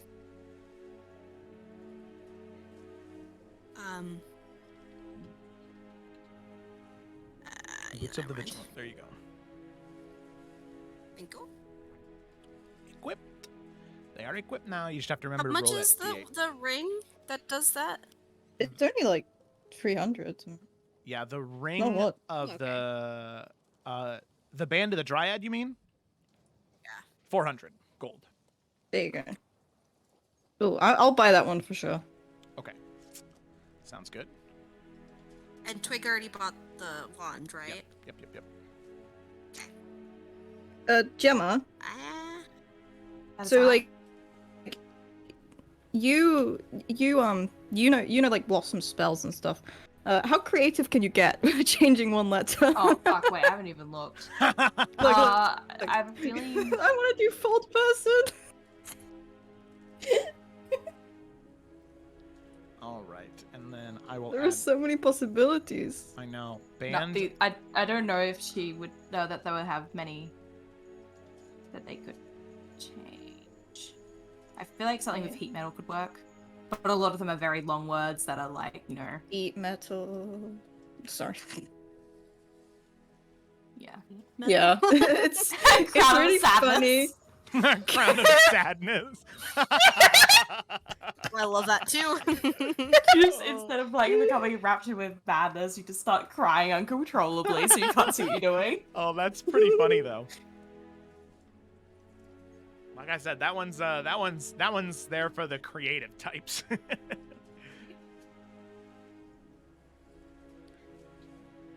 I changed the message to massage.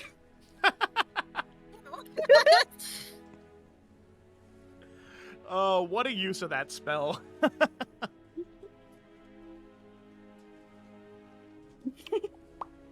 Okay. It's so much. It's too much. Like, way so much money. It'd just be funny. Joe, I did send you a message real quick. Oh, you did it. Okay. Oh. Yeah. All right, Joe. So, the band of the That's all Dryad then? enough once. Okay. Oh, not the oath bow? Okay. It's Okay, so it's we got- way too like Nalfian is very attached to his blade to whisper to not use it. And like that is like negating like his main thing. You know what I mean? Like especially with like his fighting style, I feel like I would be doing him a disservice by using that bow. Yeah, I get you. But thank you. Uh-huh. All right. Anything else? Other than the thing I sent you now. Okay.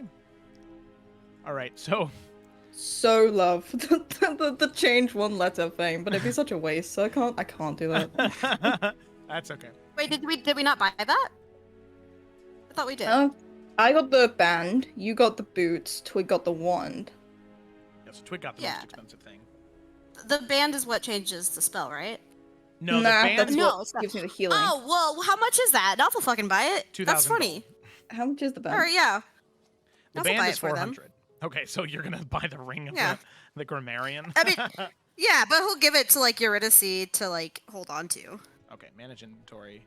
400 gold, you said? Yeah. That's for the yeah, band. I'm I'll pretty buy it. sure. Oh the no healing no one. the Wait. ring of the grammarian is 2,000. Sorry, I'm getting confused. Yeah, it's All way right, more. sure, we'll buy it. Oh. We'll buy it. Okay. He has a lot of gold left. He's not bothered by it. He Okay. feels like he needs to get rid of this money anyway, so. Okay.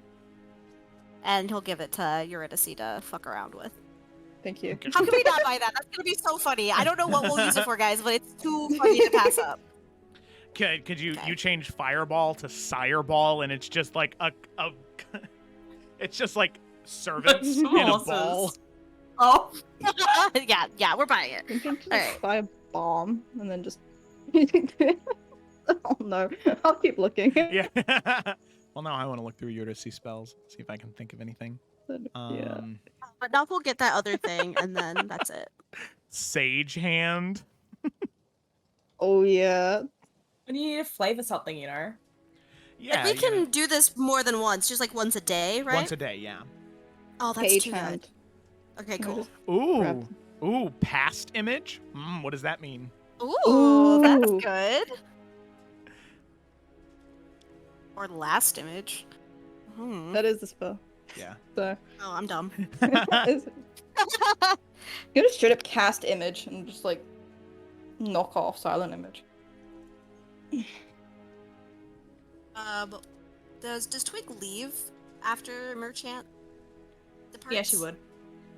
Okay, Okay. where's she going? So merchant, he she's says, still "Okay, well everywhere. that's it," and he's gonna put everything away. Bye, everybody. Have a good one. I'll see you later. Maybe, probably Bye. not. Okay. And he walks over the ship, gets into his rowboat, and he goes back to rowing. His Well, that rowboat would've stayed made- in time with the ship too. I hate that. He's like Uncanny Valley. What kind Kinda of creepy. entity is him? Is he a god? He has to be a god. He is more. He Ew. Like, is you know how there's like Mer. those two primordial forces between like, Land Dark and all that, and then there's a third, which is just merchant. Yeah. Merchant. He's he's the small white dot inside the darkness for like the yin and yang symbol. Oh. Just wait until you meet Merchant's evil twin, Chant Mert. Ew. Oh, Ew. What does he sell? Murder? Ew, I don't make like make hand, produce blame. Wait, I thought of a better one. Summon lesser lemons. Lemons. that. Lemons? You mean lemons? You dipshit. Summon lesser lemons. They're just really tiny lemons. Oh. They're like Yeah. marble size. It is not ripe yet. Oh, I love that. Oh, I love that so much. Oh God. All right. Sorry. Now Fiend can do his thing now. That's okay. Sorry. That's cool. Yeah, so like Nelf would have made his purchase when Twig left then. And if she went to her room, he'll go to their room and just kind of like knock on the door before entering. Yeah, she'll let him in. Okay. So he's gonna come in and he has like one hand behind his back, and he's gonna just kind of come in and just kneel beside her. All right. So I'm sorry. I could see the look you were giving me. I would like to say, in my defense, I have not used those dice since you told me not to. That was all before. I understand I Or am not the money's still there, right? correct. And if you want me to, I can give the money away.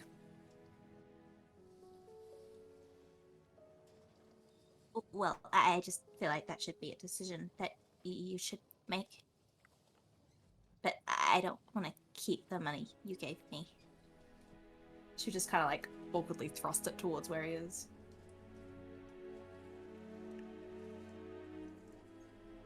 Okay. And he'll just take it. I think there's already been enough bad decisions that have happened with, well, House Forrester, and so I don't want to. I don't want to hold on to something like that.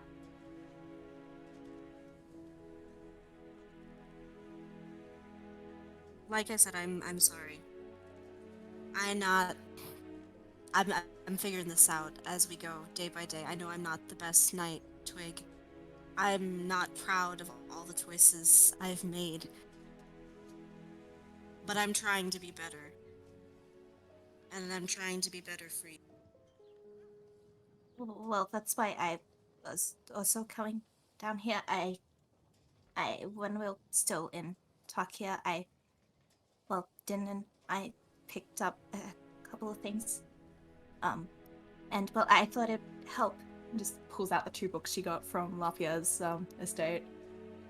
And well, I figure since neither of us really know how this is meant to work, that well, we could go through it together, and well, then you'd have a better idea of what it's meant to look like and everything, and I would know what you're meant to do as well.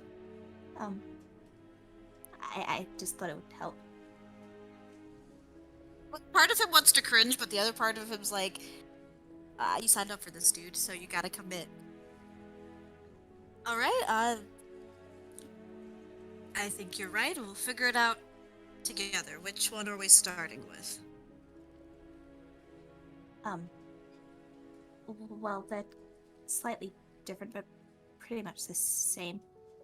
But I feel like it'd probably be better to start with the Tarkirian one. Right. Then I guess our first lesson starts now, and he'll like behind his back and like pull out and give her like a little tiny bouquet of little roses that he got from her chant. I am sorry. I am working on the choices I make. Can you forgive me, my lady?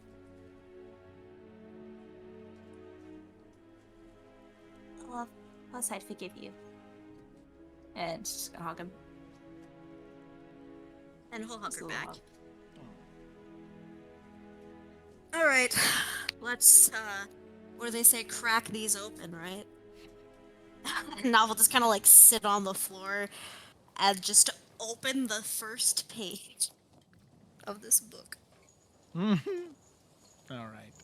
So, as the two of you open and you begin your study session on the books and rights of knighthood and what it means from a Tarkirian perspective, which is just, oh my god, so boring for you, Nalthian, because it is.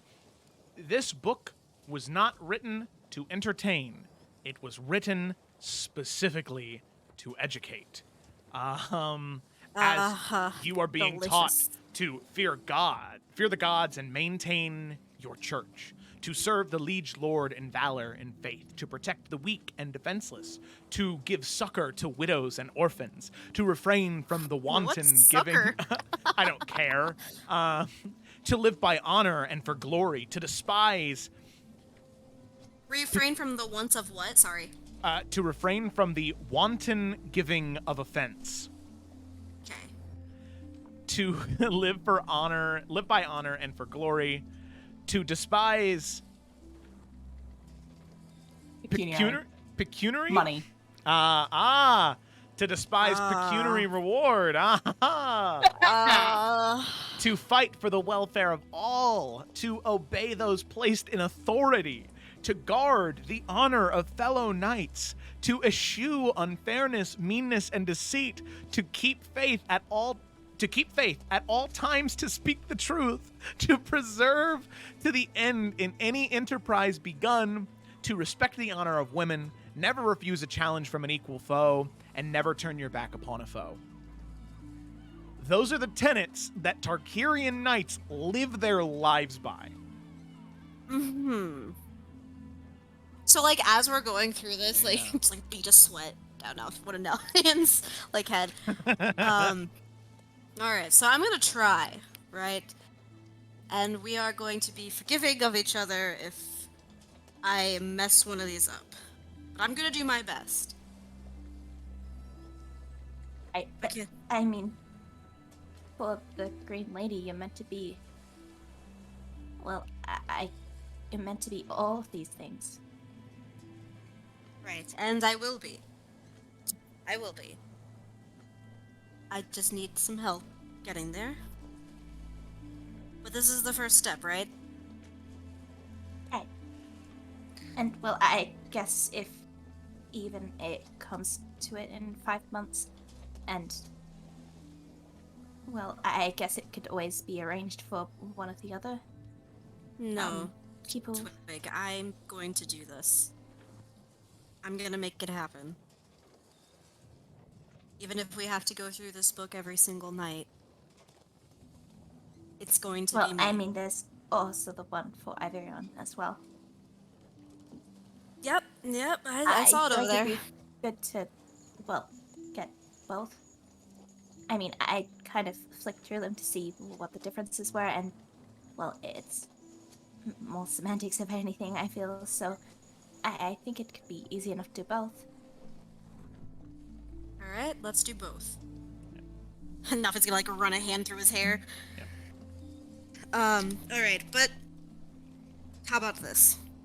If I'm gonna do this studying because I want to, not because I have to, but because I want to, right? We're gonna work on some training for you as well.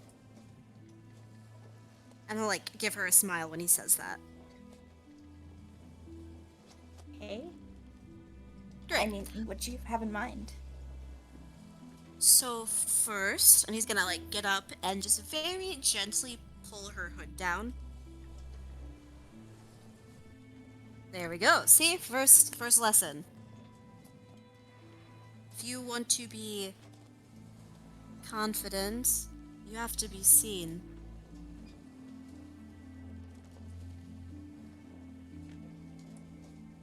I don't think that's the problem here, and she's just saying that as she's, like, slowly raising her hood up again. We are going to help you be more confident in yourself, Twig. And if I'm gonna do this lovely hair of yours, this hood's going to mess it up. And he'll, like, gently push it back down. So if I can try to be honorable in this very long list of ways, because I want to, I want you to try to be more confident in who you are.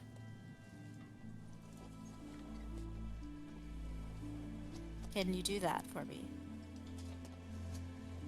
Okay. Great, and to help, I will just fix this up and we'll like undo some of the braids that got really messed up and free. Like he's gonna already start to fix it. And if we look good, we feel good, right? And we will make sure you look good every day. Okay. I mean, I guess it's important, right? I don't know. I guess I probably should have seen if there's any books on being a lady. Well, I'm being honest, I'm not sure how that works, but I think the first step is looking and feeling good about yourself. I think you're gonna be a fine lady, Twig. Maybe you'll just have to write your own book. Well, it's not like I've decided on anything yet. That's true? Is that what you want? Do you want to be a lady?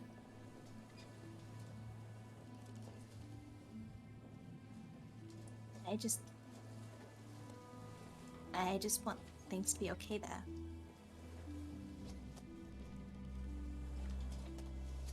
I don't know what else I'm meant to want. Well, we're gonna make things okay there, but... Twig, you're not meant to... What do you want? Not what other people tell you you should want. You want what you want. You're the decider of your own fate. I don't think that's entirely true. Alright, sure, you can't control everything that happens around you, but you can control how you respond to them.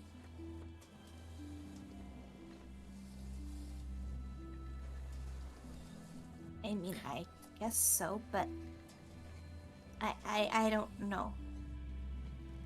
Alright, look. And he'll, like, kind of finish the braid he was working on and just squat in front of her. We'll work on it. I will be the best knight. The most honorable knight commander you've ever seen. And you be Twig. And if that means Lady Grace Forrester, or if that just means Twig, you just be the best you can be. Can we promise each other that?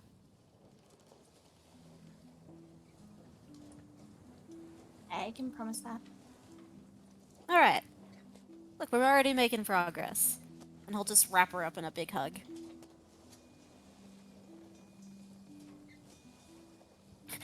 And then Please, he'll pull call me. apart. Call me Twig. And don't introduce me ever with the whole lady thing like you did with Valo. Yep, lesson learned. Just Twig. And he'll, like, do a little cross over his heart. Like, crosses his heart, hope to die. It is nice, you know, to know that. Oh, well, it's not really just me connected to it all now. I mean, Oh. you're a knight of House Forrester, so you know that makes you also part of it, right? Yeah, that's right. Right by your side. And well, I know you'll always be a mania first, but it's nice to think that we're somewhat family. I would want nothing more than for us to be family, Twig. As long as you're okay with that, of course. Well, and of course. You can see when he says that, like, there's like a moment where like it's weird to see him choke back a little bit, so he just kind of like turns his face away and just kind of clears his throat. All right, let's chapter 2. Being a knight. He'll just pick up the book. Okay. Alrighty.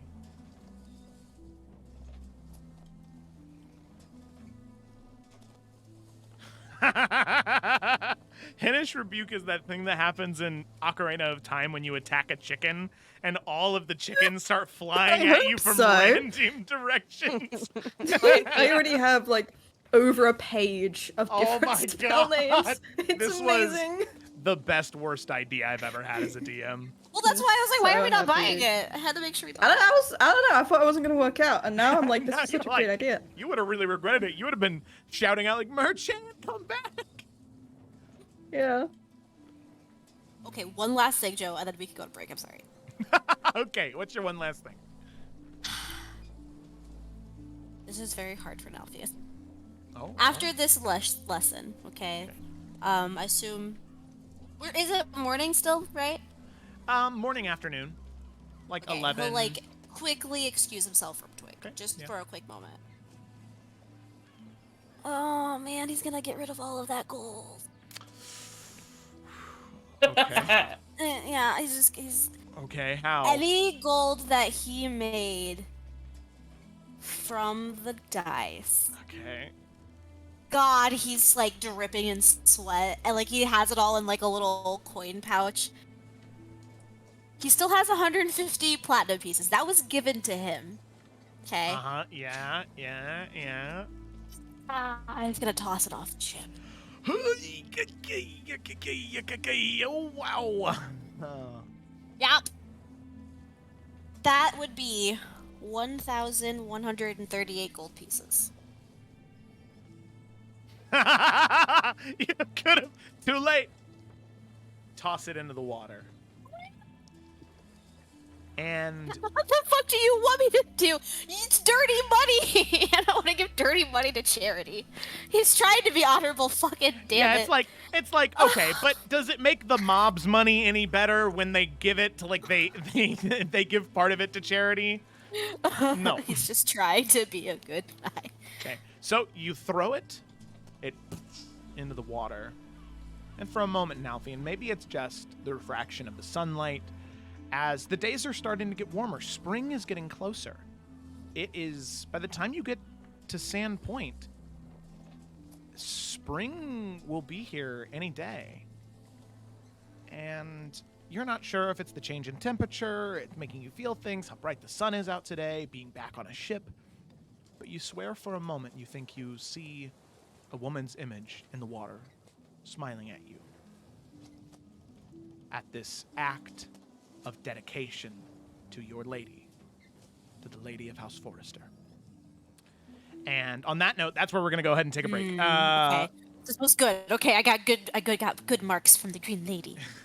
Well, bold of you to presume that was her, but Oh. I mean, what? Because she was green? You think it's the Green Lady? Wow. You know what? How many I'm green just gonna women are rip. there in Illico? Can we get a No, count it's on that? just trash. Let me just throw him away. He's So- racist and gives away money to nothing. Okay, All right, continue, we're going sorry. to go ahead and take a break. So thanks for watching, everybody. We'll be back in about 5 minutes. Gonna get some food, gonna get some water, and we'll be right back. Okay. I'm so proud of him. Oh gee, must have slipped my mind. Joe. I mean, I'm trying to quit too. You know, it's like, you know, it's just not. It's you know, it's yeah. I don't. Varnast, I don't you need it don't to- seem That's fine. very Go ahead. happy about this. I wasn't in the middle of a sentence or anything.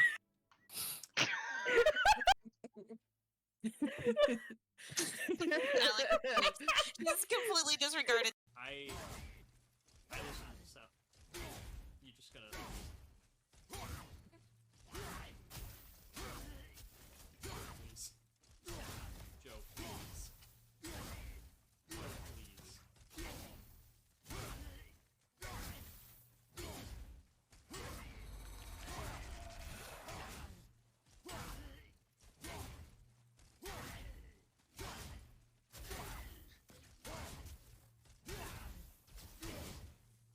going?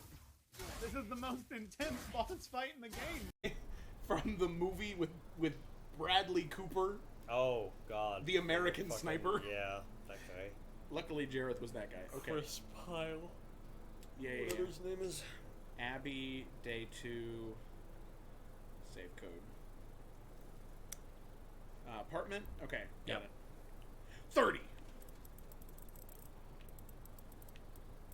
23. Oh, McBoy Doodle, I go to bed. Hope you have a great day and kill lots of funky zombies. Hey, there's a... Literally. Now sticky as well. No. Grot can't be hot, bothered, and sticky because that has a different meaning. And Whoops. I can't let that happen on stream. So, I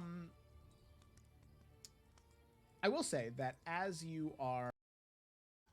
Friendo, I've been back here the whole time, didn't see shit. Shrugs. I'm sure it's fine. It's probably. Grok pulls out his revolver and shoots in the sky.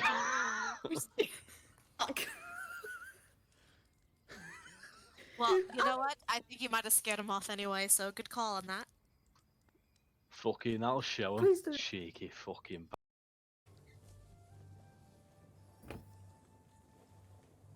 So,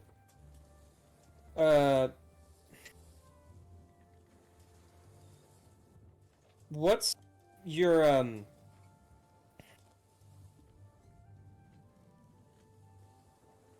why are you happy? I mean, why not? Betty. You don't mind, you got some of that spittle in your beard again. It all froze. I didn't know what I'm doing with me. I'm just saying. Alright. It's a little There's no messy. reason to Why is cause it so a dark? fuss. Do you, I'm gonna- do you brush? Is that blood? You just spit blood? Clip, please, clip. I know what I'm doing with me spittle. You need to be fucking perfect.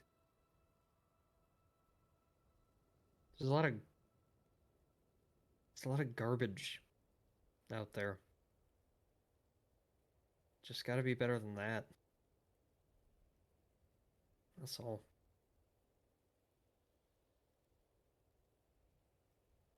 That's a high enough bar for me, at least. Yeah, but I don't know. If you go down, I mean- think we need to find a way to disguise you. I mean, that's if he can keep it in his pants. I mean, your sword, of course. Nothing else. I mean, they are pirates after all. Yeah, I'm aware. Varnest, not that I do not trust you, but Somebody's on top of her.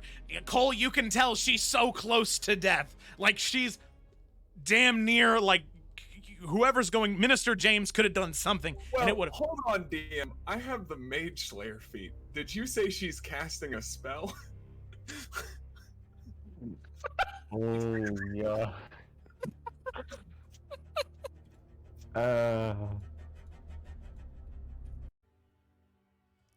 Oh, that's just gonna make it so heartbreaking when she finds out she betrayed them on accident.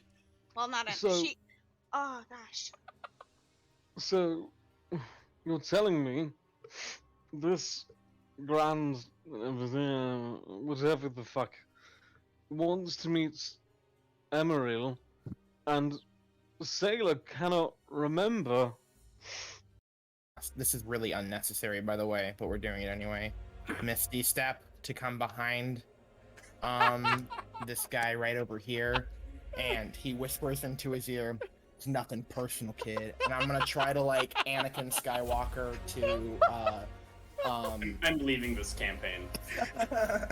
Anakin Skywalker to Count Dooku with both of my swords, just trying to lob his head off with 2 attacks. And I'm gonna flip to everyone else. Okay. Alrighty. So all of you begin to ride that way, and as soon as you get within range, after moving your way through the fairgrounds, which as of right now are a little dull, it's about noon, so there are some small games happening, and You can see there are a few sparring matches going on. These people anywhere between plate and chain and As long as we're talking about it,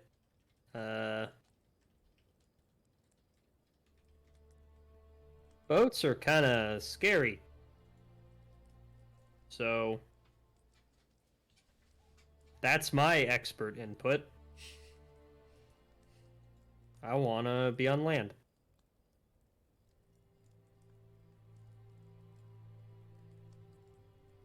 See if he wants to look at it too. No, I'm not busy. I was just kind of just doing some stretches. I wasn't doing anything. I don't know. I don't know what. Okay, yeah, what's up? Okay. Yeah. Yeah. What's up? What do you need? Sorry, I just don't. You're making me laugh and I can't roleplay. Okay. Sorry. What pitch is my voice normally at, Bianca, please? Okay. I am sorry. I will apologize when next we see him. That's I- too late for that, but thanks.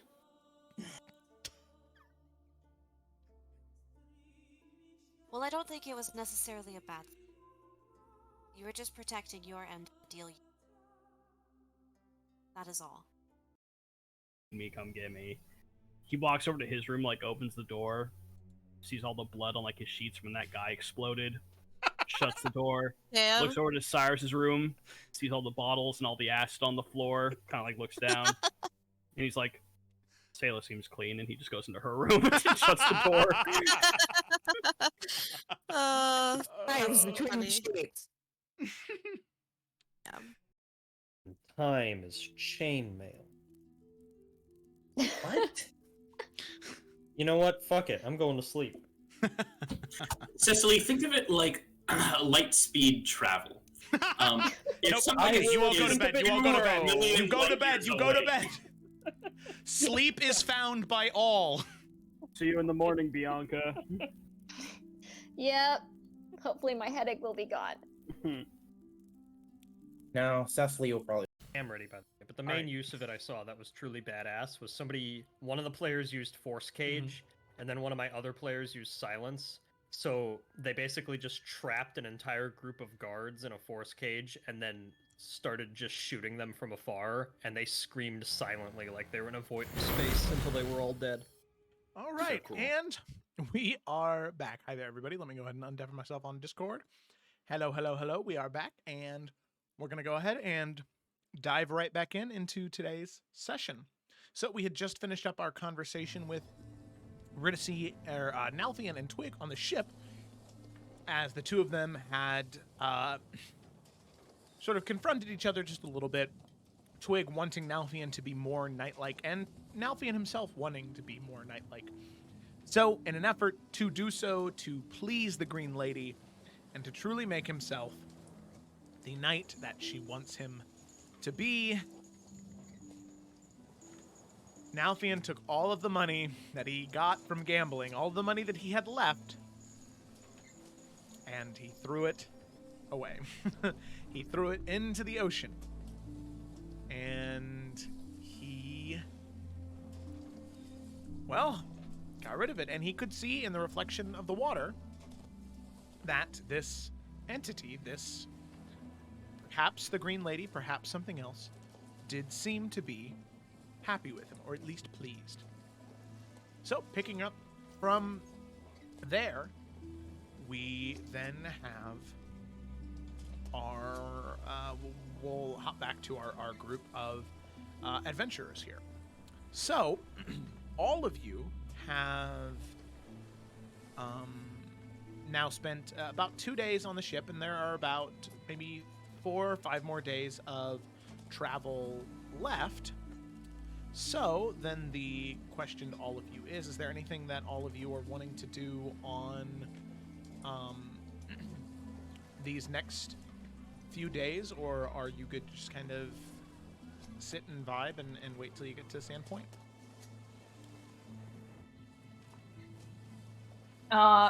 Twig would want to have a conversation with Yuri at some point.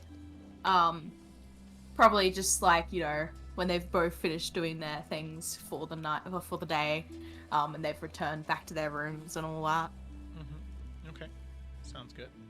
So we'll say that we go ahead and, you know, get a nice little time-lapse shot of over about 4 hours Nalfian and Twig studying the books to really have Nalfian get a really good core understanding of the different tenets of the different knights between Iverion and Tarkir. And then eventually Nalfian needs a little bit of a break and decides to head up and check up on the rest of everybody to see how they're doing, maybe go say hi to Din. And at about that point, I'd say Eurydice does come back to the room. So Eurydice, as you are coming back with Lucky that evening, Lucky kind of trots up onto the bed, and as you're sitting down, or as you're getting ready to head to bed, Twig, Lala next to you, we go ahead and now cut to your conversation. She's looking very awkward. Like, I imagine when Yuri entered the room, she could kind of tell that there was something on Twig's mind. But as Yuri's kind of like got herself situated and all that, Twig's just gonna say, You know, I was gonna talk to you earlier about all this, like, well, I guess months earlier at this point. But I just, well, I don't know, I was a little confused on everything, so I thought I would, well, wait till I could talk to Miazzo again. Because, well, since he can see auras and things, and, well, knows, I guess, things like that about people, and, well, I guess I just wanted to see, or at least know what the deal is with the whole devil thing. Like, as you start talking, she looked kind of like happy, like it's been like a normal kind of nice day, and then she just kind of, her face falls a little bit, and especially when you say like devil, she's like, oh god, okay. So she shifts a little bit, and then says, okay, first of all, what did Miazzo say that he saw? Oh, well, it was a few things. I feel like if you want to know the exacts, you should probably talk to him directly about it. But, well, there was a fiery cardinal in a cage, a crown of thorns with sunburst roses. There were horns above your head, and there was also something about a sun, and, well, I guess there was also something about being tied to a fiery thing around you. And, well, Miazzo is very strong on saying that you shouldn't, well, read too much into them and act from them, because I guess it messes things up. I'm not too sure. But I guess the thing is, it's nothing bad. Which is, I guess, what my worry was. Because I know you're a nice person. I know that. I do, but with some of the things that have happened, and, well, any connection to a devil, it's scary. And the way that you were acting with Golden, that's really what brought this all up, but it felt like I didn't know who you were. Okay. So, some of those things that Miazzo saw, I can explain. I imagine the horns probably look a bit like this, and she uses disguise self to like create the horns that she has when she like tried to scare people. Yeah. She pretty much creates those. So they probably look like this. Okay.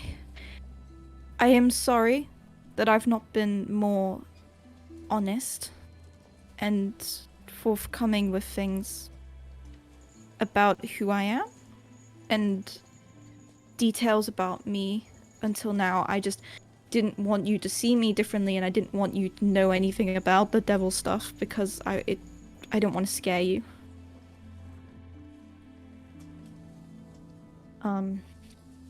I didn't want you to not think I was a good person. And the Geldervan stuff, it really hit me in a way that nothing else has hit me. I didn't understand when we'd just taken care of all these other bad people so quickly and so indiscriminately. I didn't understand why so suddenly we weren't doing that anymore. And then Geldervan started talking, and so many of the things she said made sense to me.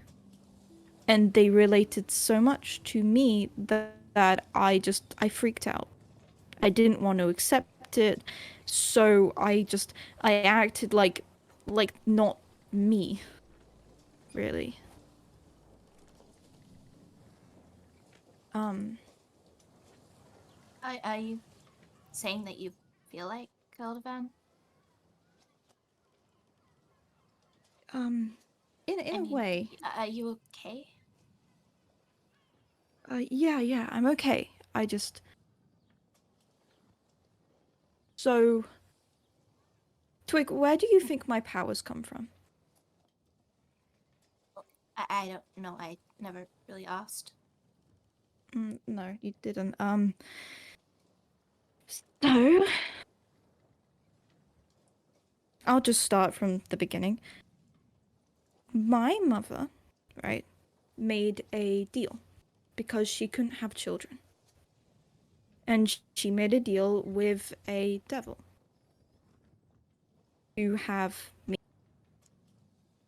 Okay. And rather than me being a tiefling like I should have been, because that's kind of how that works, the devil chose to make me look elvish to make it easier for me to live and not be judged on how I looked. My parents died in an accident when I was 5. And then I ended up in not such a great situation. Speed running it a little bit. I then got offered a deal by the same devil without knowing any of the prior context. They made me an offer. I took it. That's how I have powers, and that's how I'm tied to devils. So And that's a do lot. you know what it wants for its side of the deal? It wants me to serve him. Pretty much. Do things for him, show my loyalty. That kind of thing. You're not being forced to do bad things, are you?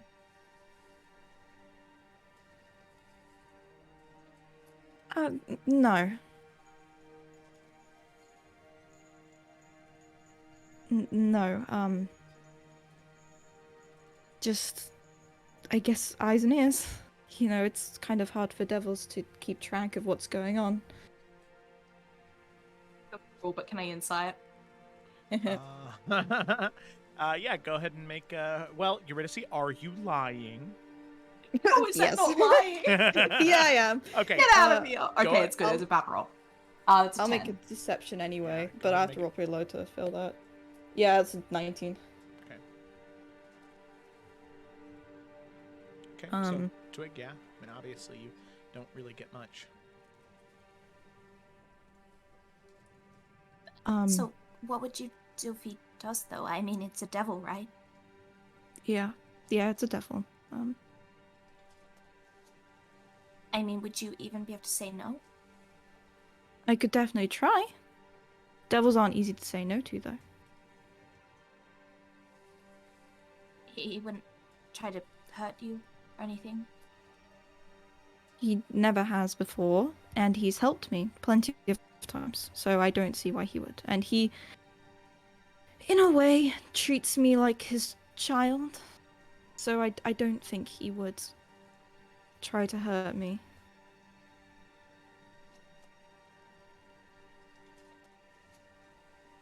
Have you talked to the others about this? A little bit. They don't know a lot. Well, Nalfian knows a little bit, but that was very, very recent. And, it was mostly just giving a brief gist because at one point, I used my more devilish features to try and get someone to talk about something, and it was seen. So I kind of was forced to talk about it a bit.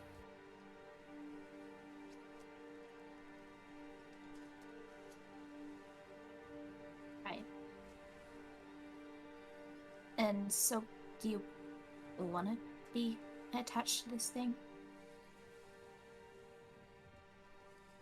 I used to think I did. He was kind, and without a family, he was the closest thing I had to one. So I very much felt that I needed to be attached to him, that I needed him to be anything, and to be there. But I'm not so sure of that anymore. He has... I now know what family is and what love is from all of you. And whatever he tried to show me wasn't that.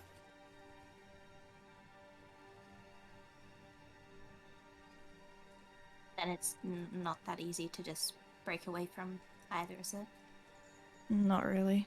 There's, he owns my soul on 2 different levels. First from my mother and then from the deal that I made. So it's rather difficult to just say no to that.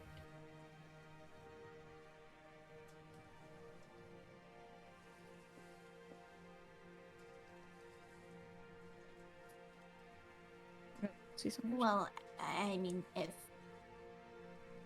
that shadow thing that was around Nalfian has gone, then well, he seemed to be attached to that, so maybe there's something that can happen with you as well. Considering who the devil is, I'm not confident about it. That's why I haven't tried. Not properly.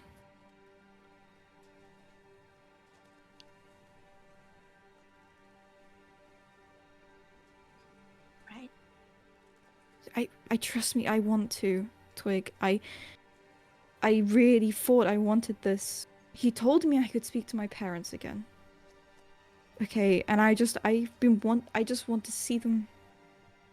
And I felt so awful, and I want to be able to see them again, and he said he could give me that. So of course I fell for it, and I want to leave. I don't want to be here anymore in this situation, but I don't know how. I really don't.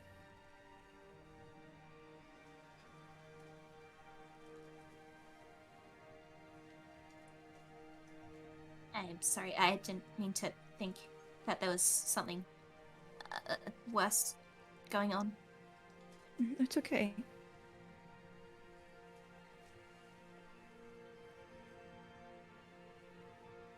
And I thought you talked about your parents before. I'm sorry, I didn't realize. No, it's okay. It's always easier to pretend that they are fine than explaining every time and then getting the sympathy. Oh. Well, sorry for making you have to explain then, I guess. It's okay. It's really fine.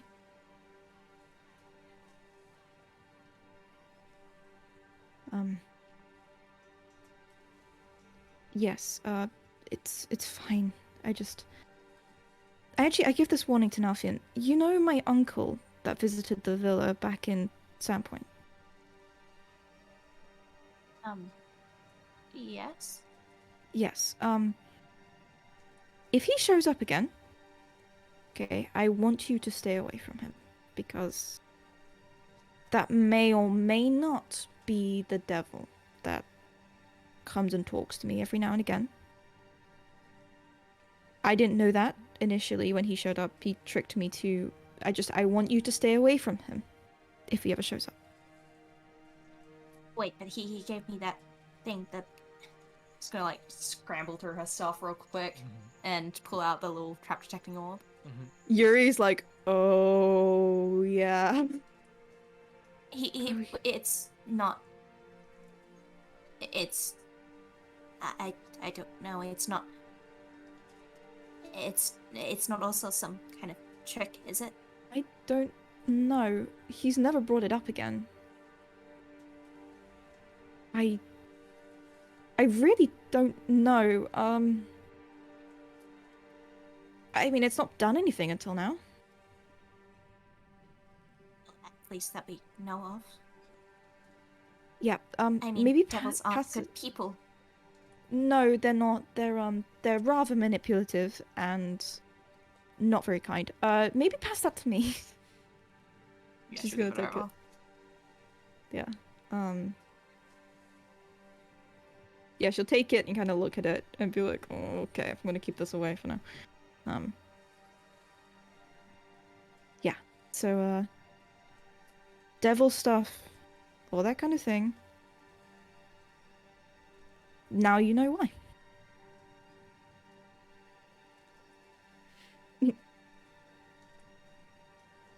But you would mention if something was to happen, right?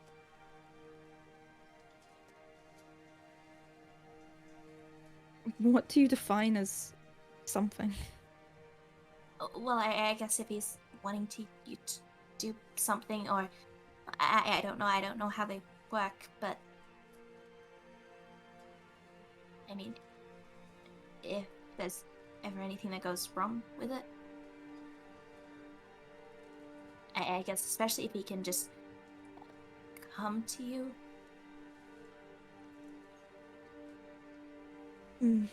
Yeah. No, of course I'd say something.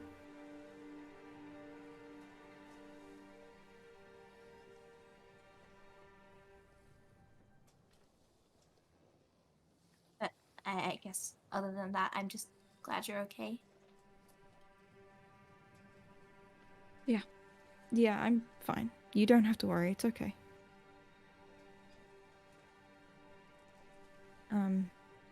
How are you doing with everything? You received a lot of new information in a very short span of time.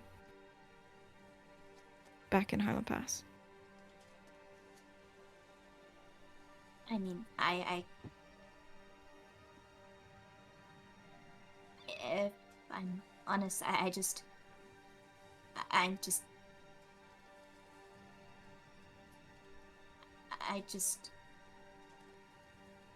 I'm waiting for those 5 months to happen.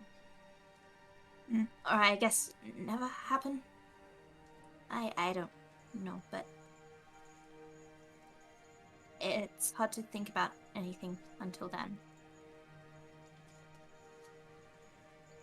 Yeah. And then everyone's always asking what I want for it, and I don't know what I'm meant to want. Because they all seem to know what the answer is, but I don't know what it is. I mean, it's your answer, so how could any of them really know what it's meant to be? Well, they all have an idea of what I'm meant to do.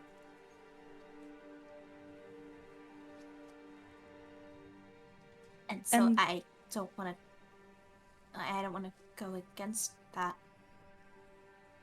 I mean, especially for people like Elias and Isabella. I mean, they've spent so much of their lives for this. And so, if I don't do what's right by them, then Well, that just seems cruel. Okay. What do you think the choice everyone wants you to make is? Well, to become the lady. Like, properly. Mm-hmm. And you don't know what you want yet. I don't. Okay. Well, first off, you have 5 months at the least to make that decision. You have so much time to think. So, if you don't have an answer yet, that's okay. You don't need to have one. And everyone is saying what you should want, but it is what you want. And if you just do what you think everybody else wants, you're not going to have your heart in it. And then what kind of a leader would you be? Elias and Isabella are making choices about what they want to do and how they want to spend their lives. Everyone involved in all of this business is making a choice to do that. You are not obligated to any of them, really, if they're making that choice. You just do what you want to do, because if you do anything else, it's going to be half-hearted. And then you may as well not do it at all.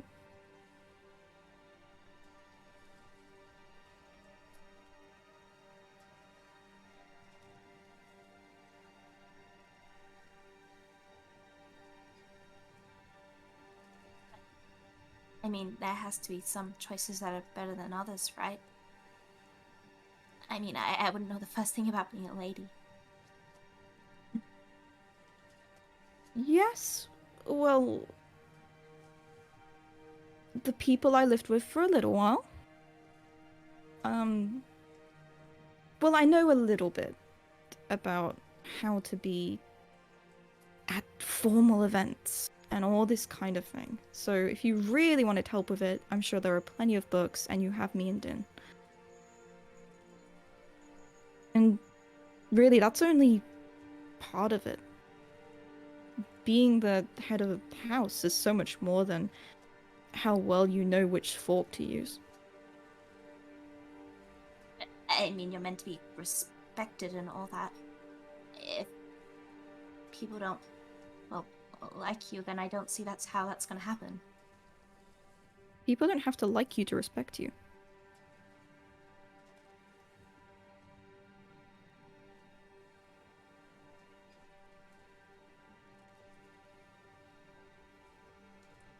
Yeah, I guess that's already something I'm just not sure on. Like, you are 15. That is not something you're meant to be sure on yet.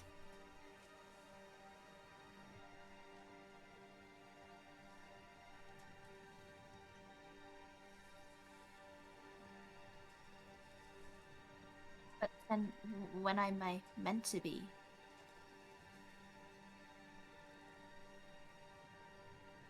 People mature at different ages and learn different things at different times. So there is no set age that you should know by. But I guess just through learning and through people teaching you and reading and experience, that's how you will learn. That's how you'll know. But 15 is typically too young.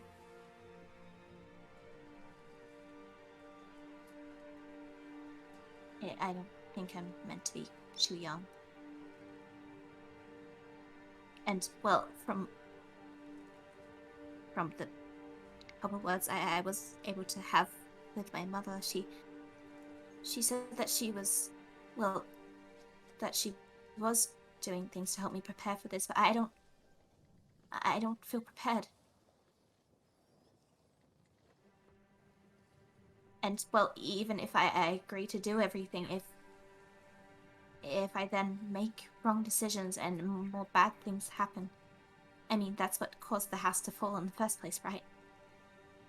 Because someone made a bad deal and they weren't able to go forward with it, and then everything fell.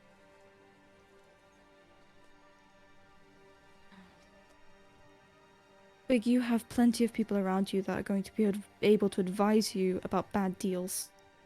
Okay? It's going to be okay.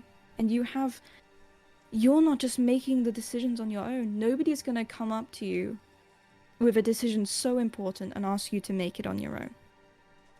Alright? There are going to be other people who are going to help you. If you choose this, you might not even choose this. But if you do, there are going to be people who help you.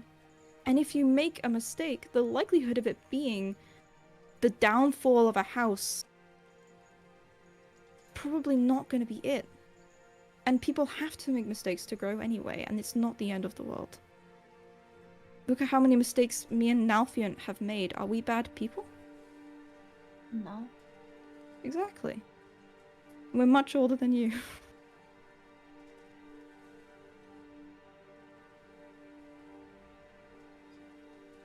Well, I guess I am just thankful to have people like you.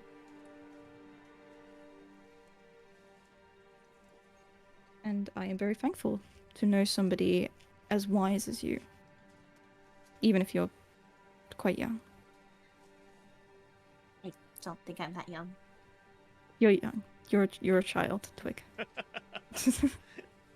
Is pouting slightly like a child. Lucky, go cheer her up. Okay. And he hops off the bed and he kind of like comes onto your bed and he starts to like nuzzle. He does that thing where dogs just kind of like push into you until you eventually do pet them. Come on. Yeah, she spends like 3 seconds like, no, I am mad. I am very offended by what you know, but he's so fucking cute. Please. Oh, thank you. Yes.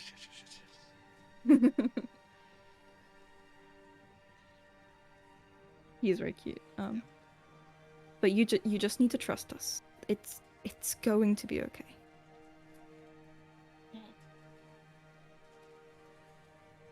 Still just like messing with all the floof around his neck and like, cheeks. Oh, he's so cute.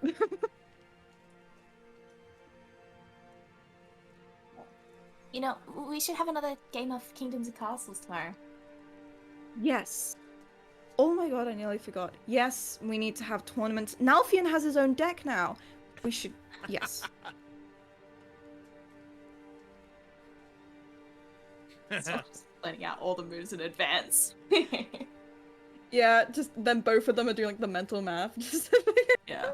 Now that Twig's proficient, she's like grabbed out Oh her my deck and is God, like yeah. sorting through things. Already planning all those good strats. Gotta get those yeah, combos Iris ready. is getting Nalfion. Just like, Nalfion, we're gonna have a game tomorrow, so prepare yourself. Oh yeah, I think I have a thing. That exact time in which you're playing. Not anymore. Den shouts out from his door, "No, remember Nalfion, we canceled that. You're free tomorrow." Oh, Yeah. Yep, I'll be there. What's happening? Yeah. Family dinner game night. Yeah. Yay, on a ship. On a ship. Okay. So all of you you make your small plans for tomorrow, and then you prepare yourselves for bed. Of course, Nalfion, you still do your same nightly ritual with Twig. Yeah. And Twig, you cuddle up with Lala, settling in to head to bed, and so do Blossom and Den, also heading off to sleep. And then Eurydice, you climb into bed and you lay down, and Lucky curls up next to you. And Oh yeah, Lucky. as Lucky kind of curls up next to you, he says, Well, I wasn't sure at first. But now I do know. This is what the Dawnbreaker is supposed to feel like. and he sort of nuzzles up next to you and falls asleep. I just pet him. He's so cute.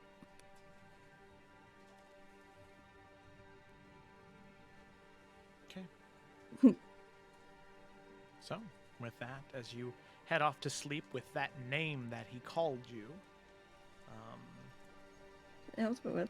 Yeah, you reflect on that for a little bit, and you head to sleep. And with that, you all wake up the next morning on the 23rd of Darkspire at about 7:30 in the morning on a Monday. So now you are just about, let's see, what would that be? Maybe 3 days away from Sandpoint as of right now.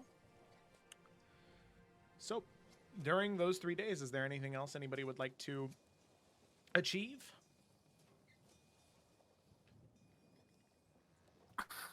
Yes. Yes. Okay. Yeah. Yes.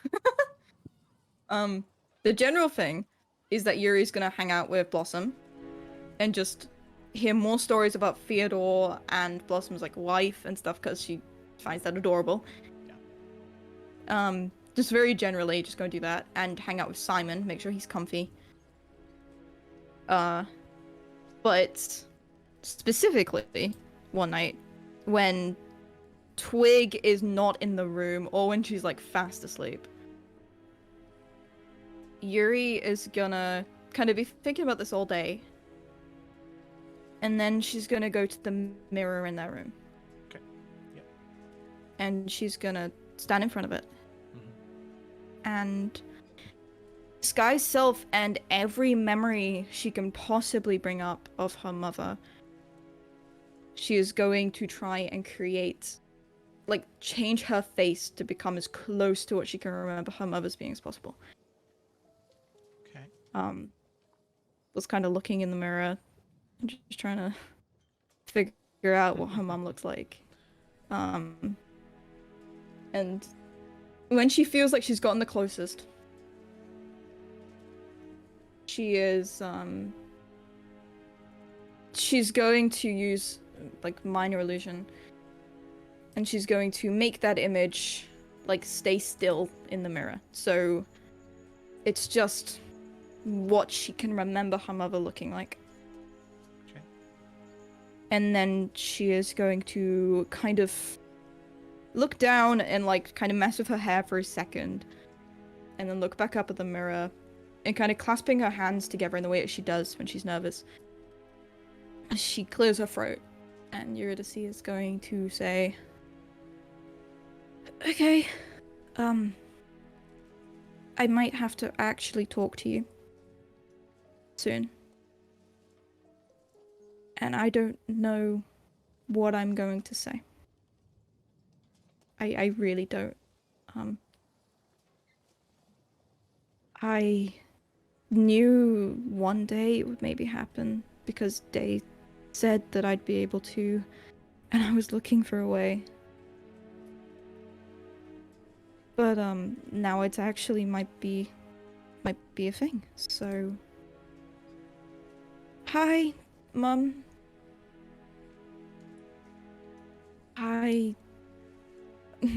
I stayed with Aunt Ira for a while, and then I left, and then I was traveling with my friends, and they're really great, and I think you'd like them a lot. There's one, she's called Twig. She's very small and brave and very wise, and sometimes talkative, sometimes not. And then there's Nalfian, and he is very tall, very charming, and very handsome. And I would really like you to meet them. So you can tell me if they're good people or not, because you're meant to be telling me those things. I'm meant to bring someone home, and you're meant to tell me if they're good or not. And I'm really sorry, because I feel like I've done everything wrong that I wasn't meant to do, because you... I don't know. Probably wanted me to be a good person. And then I killed you both. And all I wanted to do was make that better. And I don't think I am. Because now I'm just hurting more people and it all feels so wrong.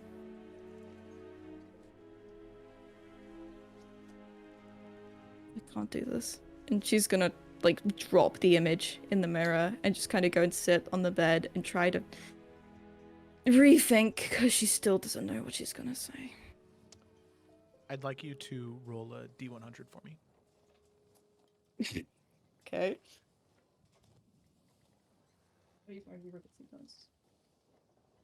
That's a 17. Okay. So as you sit down on your bed, Lucky already fast asleep on the end of the bed, you stare down at the floor, thinking about the right words, the right phrases. What do you say? How do you say it? How are you supposed to talk to either of them? And you feel this. It's odd. It is like a font of warmth in the base of your stomach, just briefly open for a moment. And as you look up towards the mirror, that face is there again.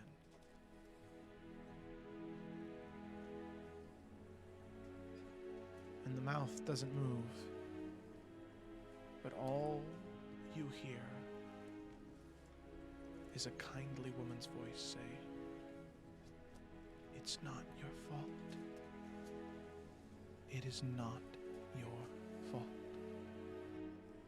And that font slams shut, as if it was never supposed to be open in the first place. Something cutting you off, something stopping you, the image disappears, the voice stops.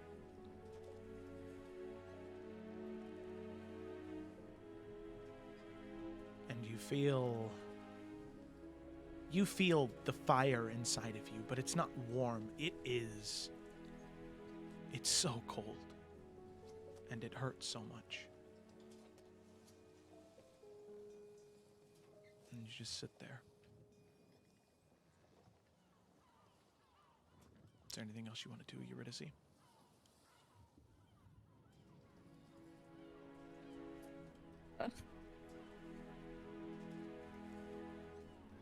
I think she's just gonna like walk back up to the mirror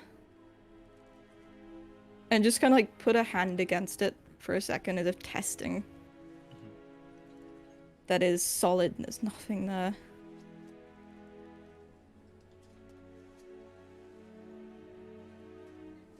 And like part of her is like relieved and upset, and then part of her is angry because she thinks she knows who cut it off.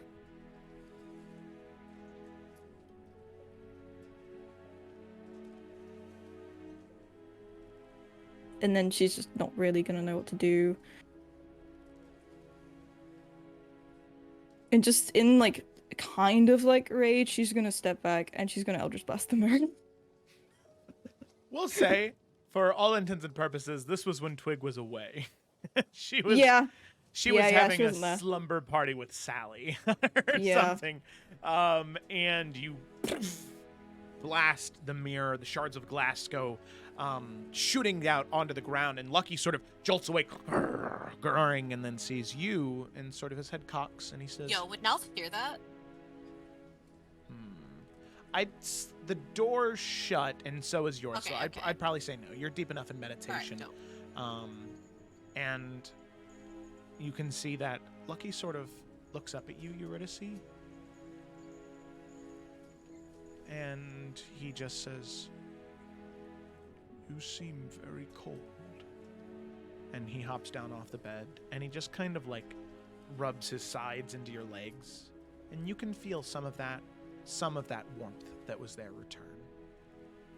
Some. Thank you, Lucky. And she like kneels down and like kind of just starts like stroking him and then just like hugs him. Then just kind of cries a little bit just into his fur. Little tss turns to Yeah. steam.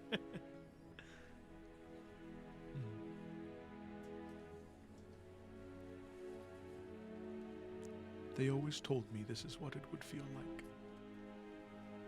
As he kind of leans his head into your shoulder. And you can just feel that warmth radiate through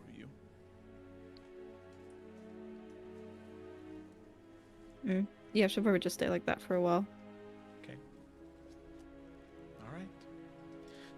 So with that, eventually you do finish your meditation, and I'm assuming you probably try and clean up the little glass shards before Twig shows Yeah. up.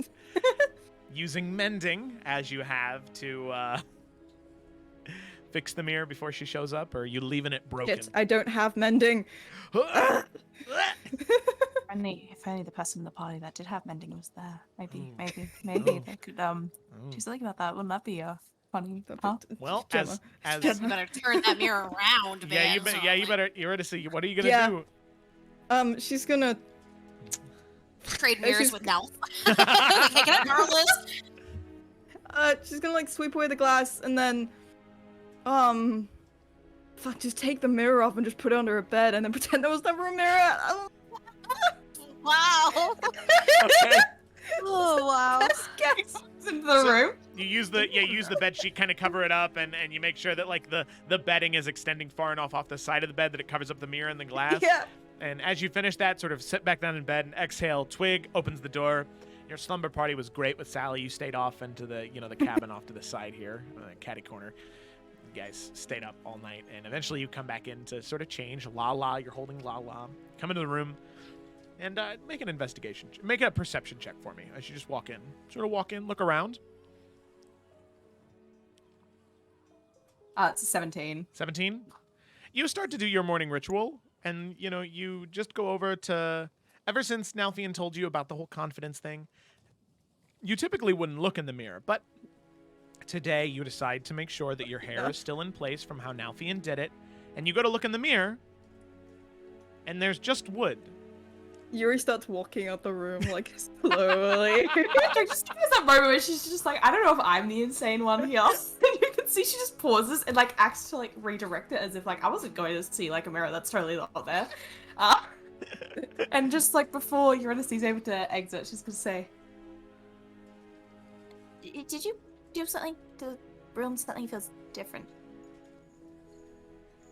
I think I moved one of the cabinets slightly, just because I kept like hitting my toe on it and it really hurt. So I just shifted it a couple inches. Maybe that's why it feels off. I don't. There wasn't a mirror in here, was there? I don't know. Maybe no. I was just no. not remembering things right. There's one in Nal's room. There's not one in here though. Right. I think I just never mind. No, it's okay. Yeah, Nalf will probably let you use his if you really want. No, it's fine. I'm sorry. No, it's okay. She's gonna quickly exit and then knock on Nalfian's door. Yeah, hit me up at this point. Try just Yeah. finish doing his hair. Hey. Good morning. Hi. Quick thing. If Twig comes and asks you to use the mirror, there was never one in our room. Okay, I really need you to just go along with that. Okay. Did you not have a mirror in your room? He might have broken it. Did you punch it? No, I Eldritch blasted it. Alright, yeah, that sounds about right. Yeah, it's under my bed. I just pretended there was never one, so if she comes in here, we never had one in our room. Got it, and you're Good. okay. I'm fine. Are you lying? No. He gives you a look. Make a deception check. You're ready to see. Make an insight check now, Fian. The fact that I like no. Just I what feel was like it? I should make it with disadvantage because she's like no. All right, make your deception check with disadvantage. Now, make your insight check. Hell yeah. Insight. Oh, that's not very good. I mean, my insight was a 6, so. Oh shit, mine's deception's an 11.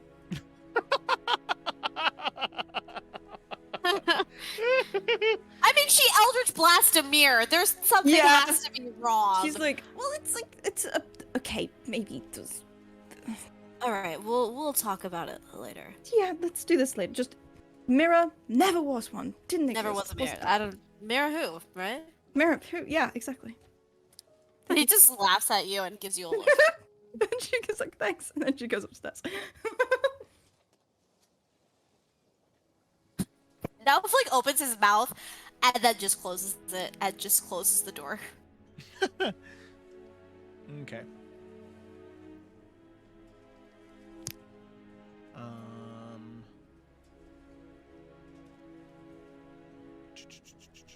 Okay, cool.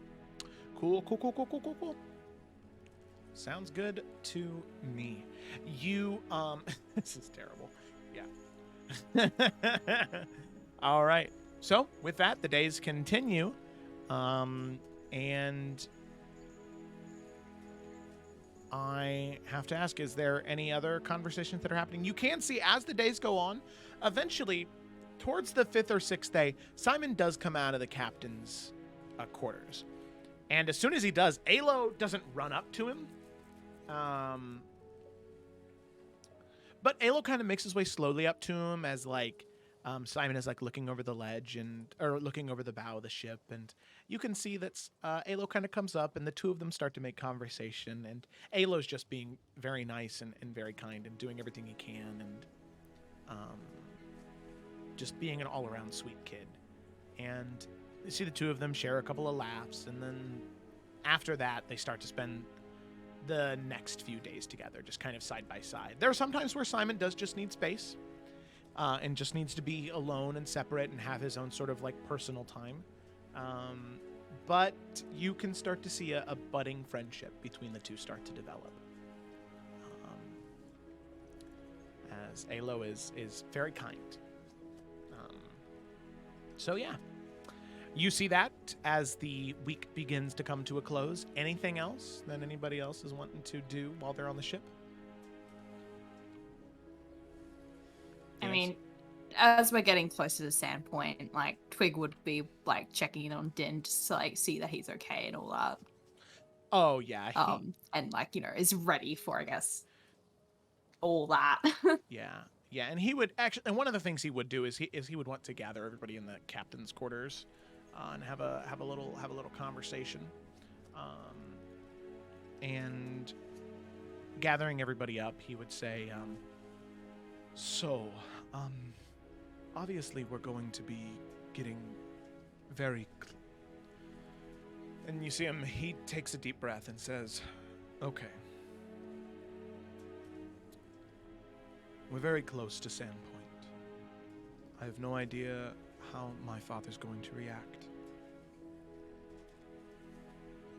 But I want to know that worst comes to worst, I don't want you all getting involved too much.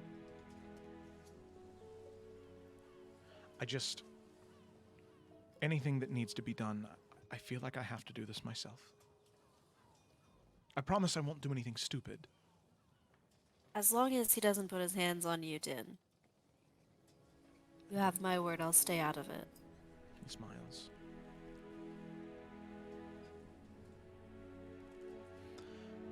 And I suppose now I need to get used to it, but if from now on you could start to call me Brandon, I would appreciate it. I can do that too. Thank you. Because I'm no longer Din the Archivist or Din the Bladesinger. I am Brandon Bartold, heir to Sandpoint. God be damn, I'm proud of it. I am. I'm incredibly nervous, but I am what I am.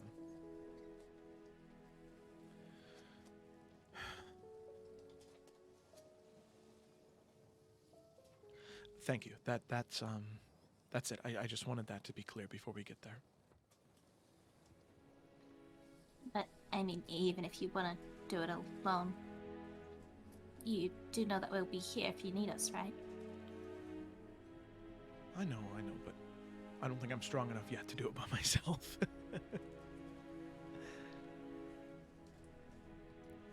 I really want you there with me.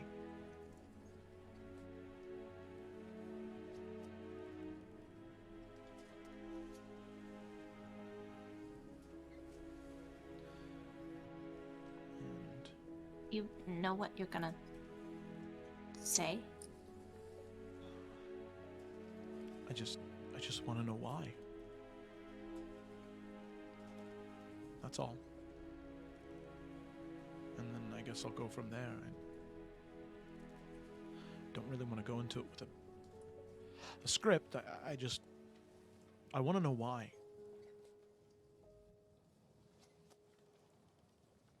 And then I guess I'll go from there. You can do this. Not that I worry about you, Brandon, but just go into it with a cool head and go from there. I will. And, sweetie, if you happen to get a little overwhelmed, remember, I know a thing or two about calming emotions, so I could maybe help you out there. As Blossom kind of pats him on the hand. Just, thanks, Blossom. Smiles.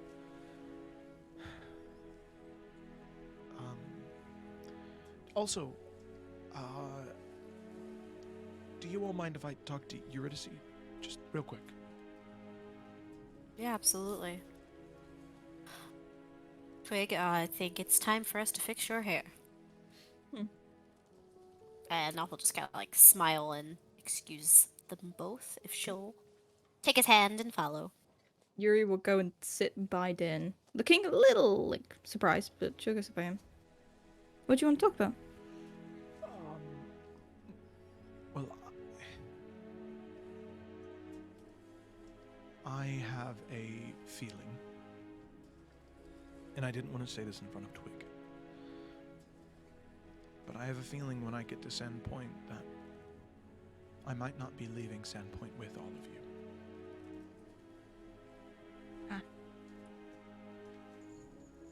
I don't know how my father is going to react, but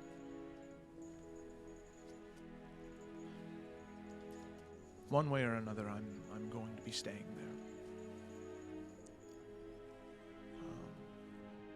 If not for him, for my mom. I can't express in words how happy she was to hear my voice. So I can't leave her again.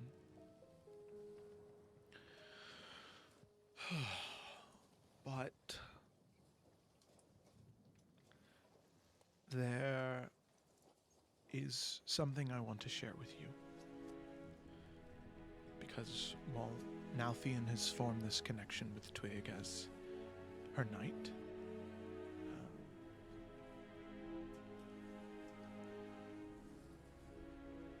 One of the things that I wanted to try and teach her was how to truly be a lady.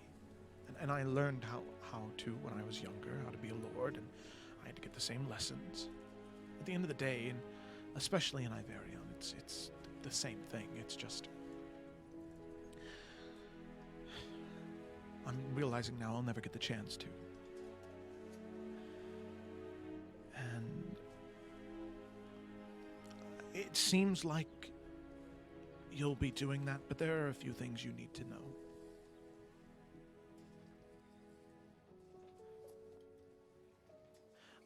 I never knew it. I never knew her personally. But I had, heard stories about, Twig's, not her birth mother, obviously, but the one that raised Twig.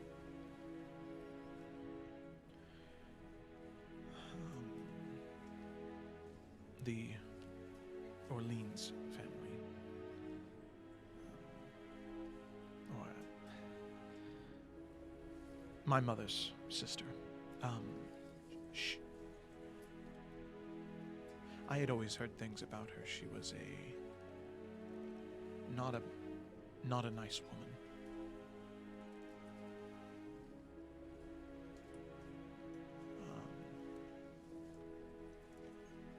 It was only ever at dinners with my brothers and my dad and my mom.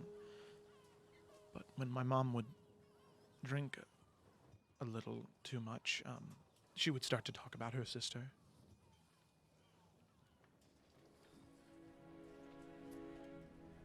And, well, this young girl she was raising, and how she would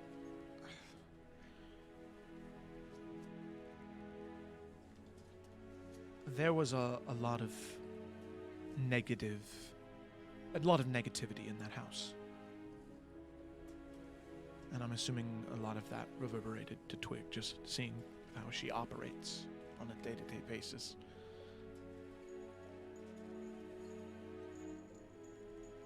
That woman tried to teach her how to be a lady, but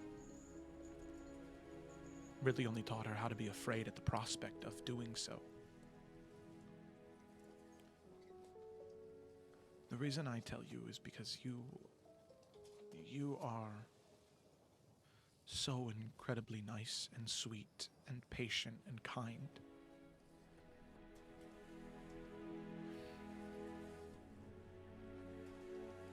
Nalfian can teach her how to be confident and how to know she's as great as she is, but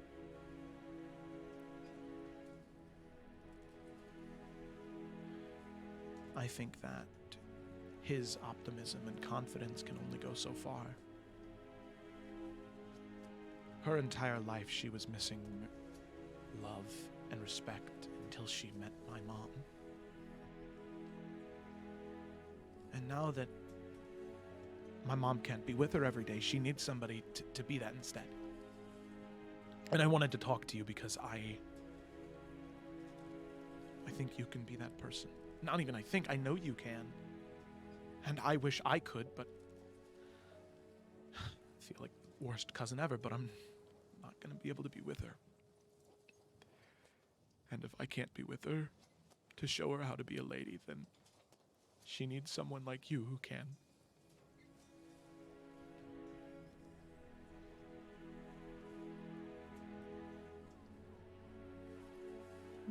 That's well, she's gonna like hug Din with Brandon because he seemed a little sad as well. Yeah. She like hugs him and then pulls away. First of all, I'm gonna be really sad that you're going. I mean, I kind of thought you might want to stay, but I didn't really want to think about it. But if you really think that I can teach Twig all these things, I will. I won't even just do my best, at least for you and for her. I will. I'll help her with all these things the best I can, and I will teach her. Well, I'll treat her with love and respect so that she knows that she is loved. I know what it's like to grow up not having that, and I don't want her to feel that way ever. So even if you're not here, I will make sure that she is loved double by me just because you're not here. Good. That makes me feel a lot better. Thank you, Eurydice.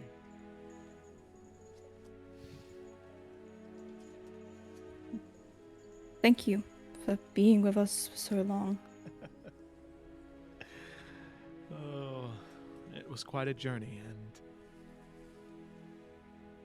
well, no need for goodbyes now. We still have at least a day or two. Maybe we could, why don't we just go to Hearthcrest first, and then we can sort of circle back to Yeah, Sandpoint just kind of like and come back this way. Well, And you then- can't. Then. Yeah. Brandon. Yeah. You can't. That's the name, yeah. Brandon. Yeah. Brandon. Brandon. Sorry. Oh. my Brandon. goodness. Brandon, yeah. Yep. Oh, God, this sucks. By the way, talking of names, I read one in a book. What's the Dawnbreaker? Dawnbreaker. Din is going to make a good old-fashioned history check here. Do you want me to roll it, or are you rolling it? I can roll it, yeah. Okay. That's gonna let me go to the campaigns, and then I'm pretty sure his history modifier is like 7, but I don't want to. He's a Pretty smart good. boy. He's a smart boy. Oh, it's only +4. He doesn't have proficiency in history. Well, okay. So +4. That's gonna be a 21. Ooh. Good job, Din. Dawnbreaker. Okay, so I can remember 2 things. They were in books that were delivered to the... They were gifted to the temple and then sent to the library in Raven Rock. One, there's something, an item related to the Dawnbreaker. Confusingly enough, it's called Dawnbringer. Dawnbringer is a weapon.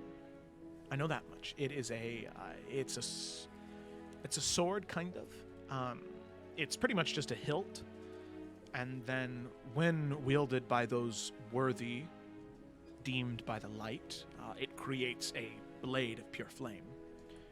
But not like fire, not like,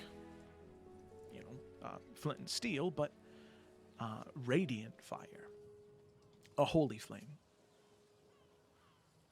And the Dawnbreaker was the one who would wield it. And the Dawnbreaker, and you can see that he's really struggling, because this was like one time that he read this just on like an off thing. The Dawnbreaker, they were...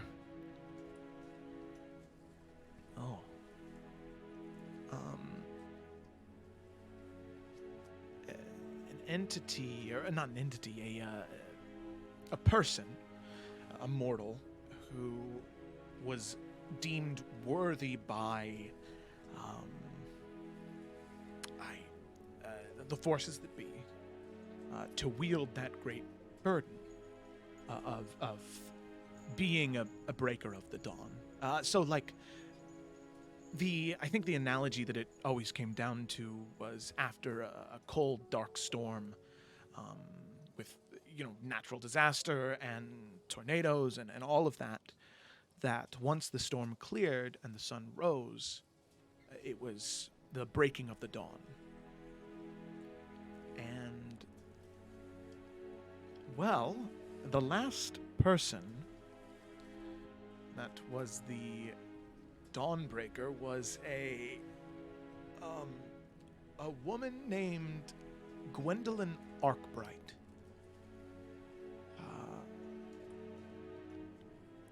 And this Gwendolyn Arkbright, she was in... That's right, that's what it was. She okay, do you know the city Bromsgrove?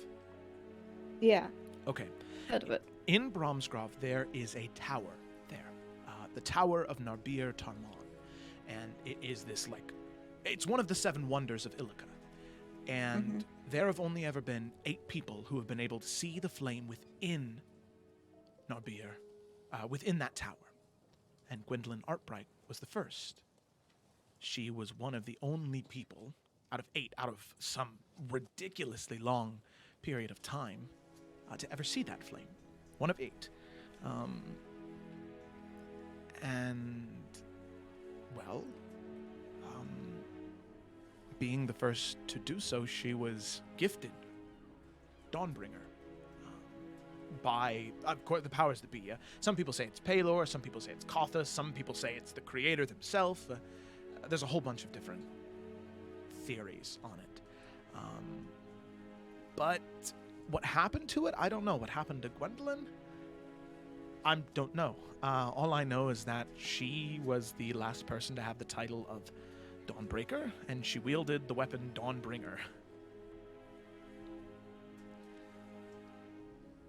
I don't know if that's helpful. Well, actually, why are you asking? Miss, I just got a dog made of flame that doesn't burn anything and makes you feel so good when you pet it. And I understand most dogs make you feel good when you pet it, but... Yeah, come on, that's a given. Dogs make you feel good when you pet them. Kind of just gives you a look like, okay, yeah. It came up in a book.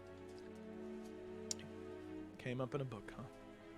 Mm-hmm. All right. Well, hopefully if you keep reading that book, you might learn more, but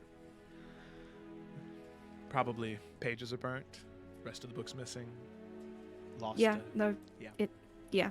It was in a tragic accident. Oh, wow, that's very sad. Mm. Well, maybe you'll find another one. College of Harshcrest has a big collection. Maybe you'll find something there. Yes, I'm hoping so.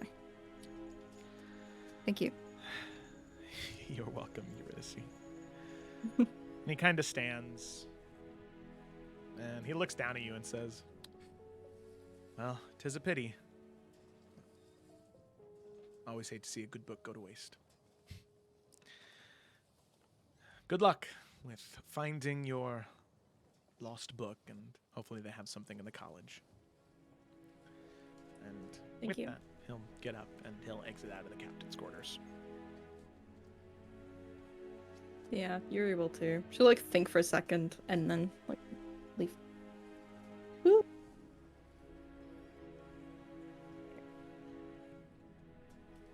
Alrighty.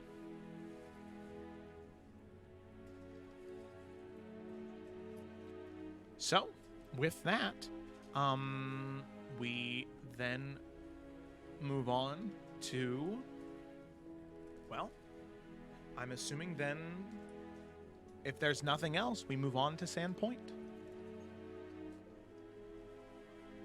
I think so. So yeah, we can assume that there are small conversations that happen between the rest of the party. Kingdoms and castles matches, hair braiding that sadly Nalfian has to really comb the shit out of in order to get all the knots out. Yeah, it's okay. It's worth it. All of you spend more time with the crew as they are very happy to see you. And the thing that is of note is that Nalfian, one night when everybody is having quite a bit of a good time on the deck, Willow is playing music. He is sort of going back and forth between like this accordion that he has and then a lyre, just kind of going back and forth between the two, swapping between songs. Gunnar Mackey does approach you, Nalfian. Oh, what, me? Yeah. All right. And he says, I thought about what you had to say, and well, there's two things you need to know.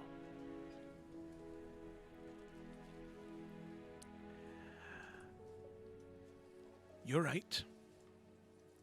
I need to get over not being willing to share my dancing with other people. It's a part of me. And there's nothing for me to be ashamed of. That's right. And the other thing is, contrary to what I said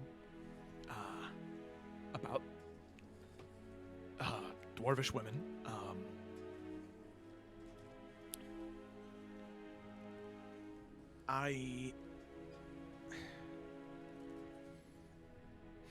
and he sighs and he says, I just, I prefer the company of,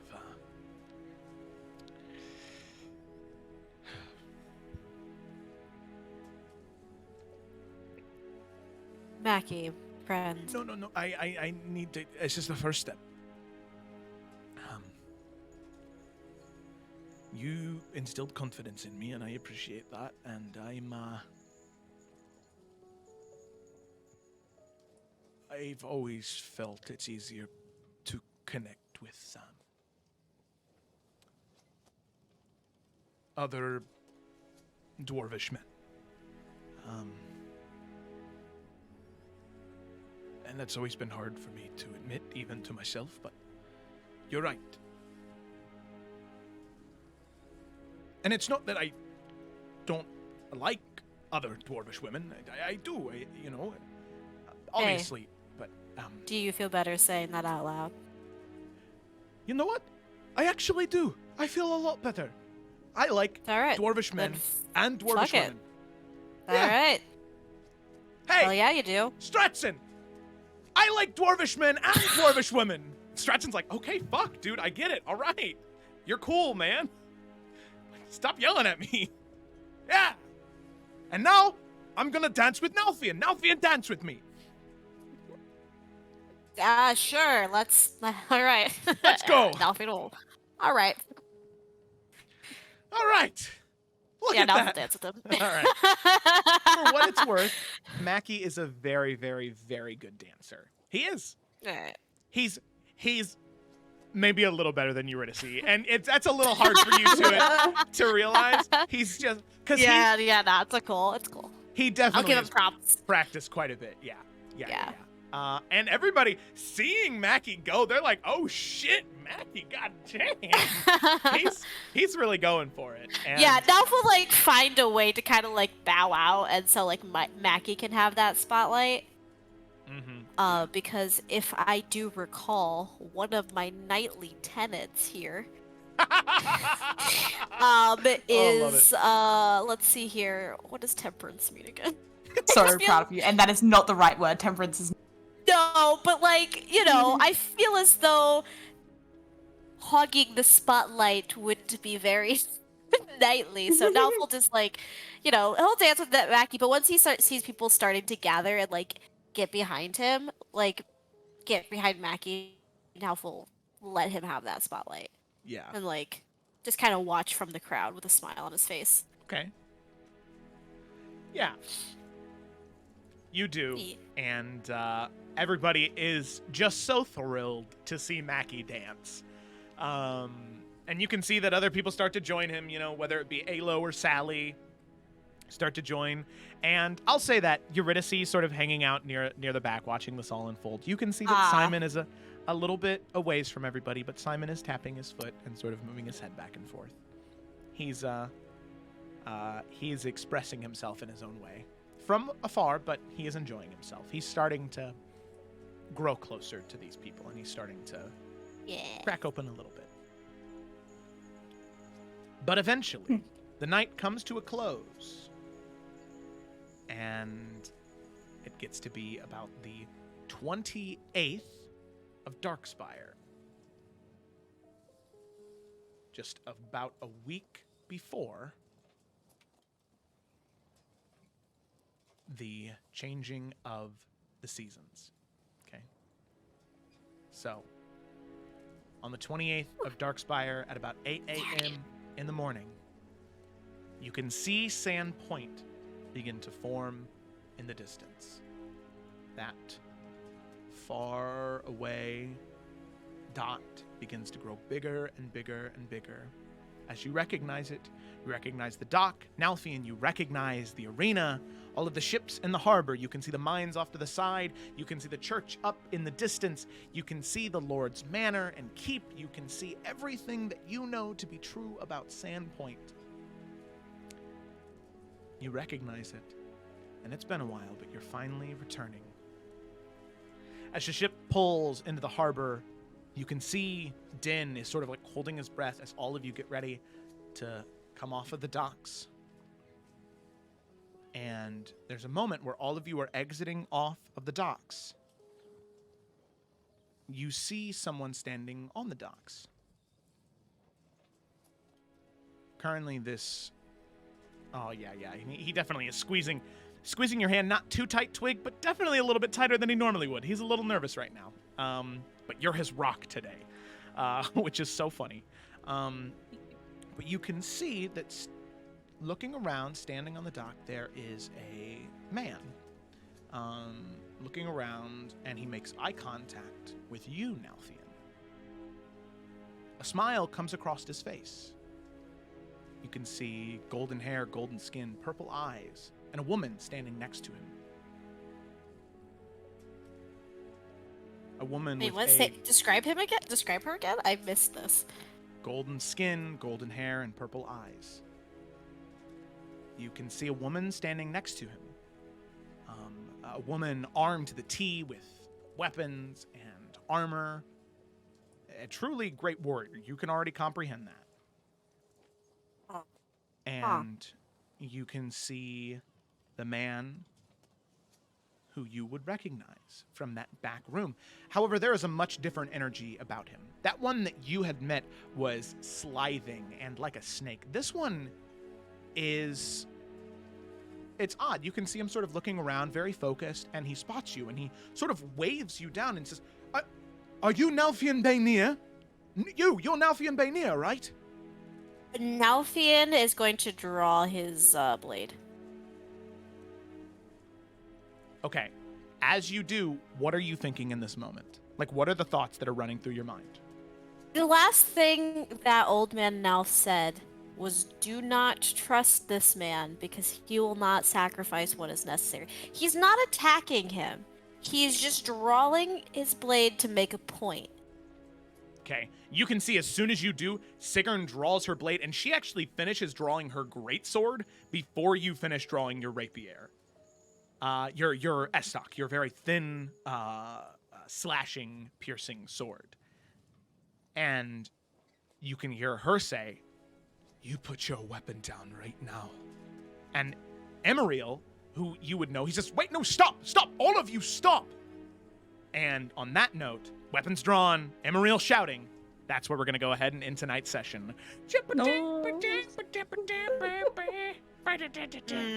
Not expecting that. What the fuck? What the fuck is he here?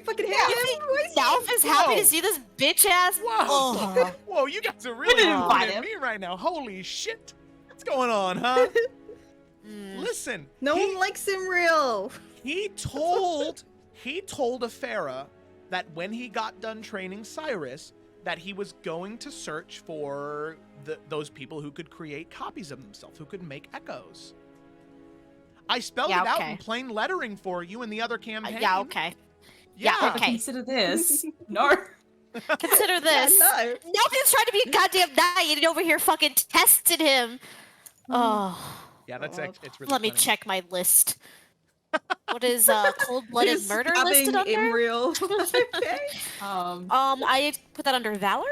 Let's see. No, yeah, you He's got not done anything yet. Of all, I think Emerald counts as the all. No, he thought, nope, he's getting us all fucking killed. That's okay. Sure, unfairness, meanness.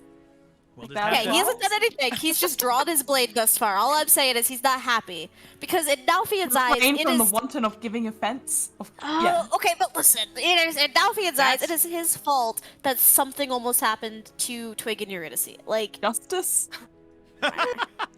Listen, you're not wrong, but I just really don't want Nalfian to get into a fight with Sigrun.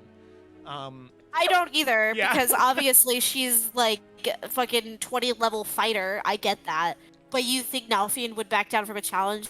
No, he would end up dead instead, which is unfortunate, but... Yeah, well... No. He's just drawing his blade. He's not attacking. He's gonna hear him out, but he ain't happy. Okay.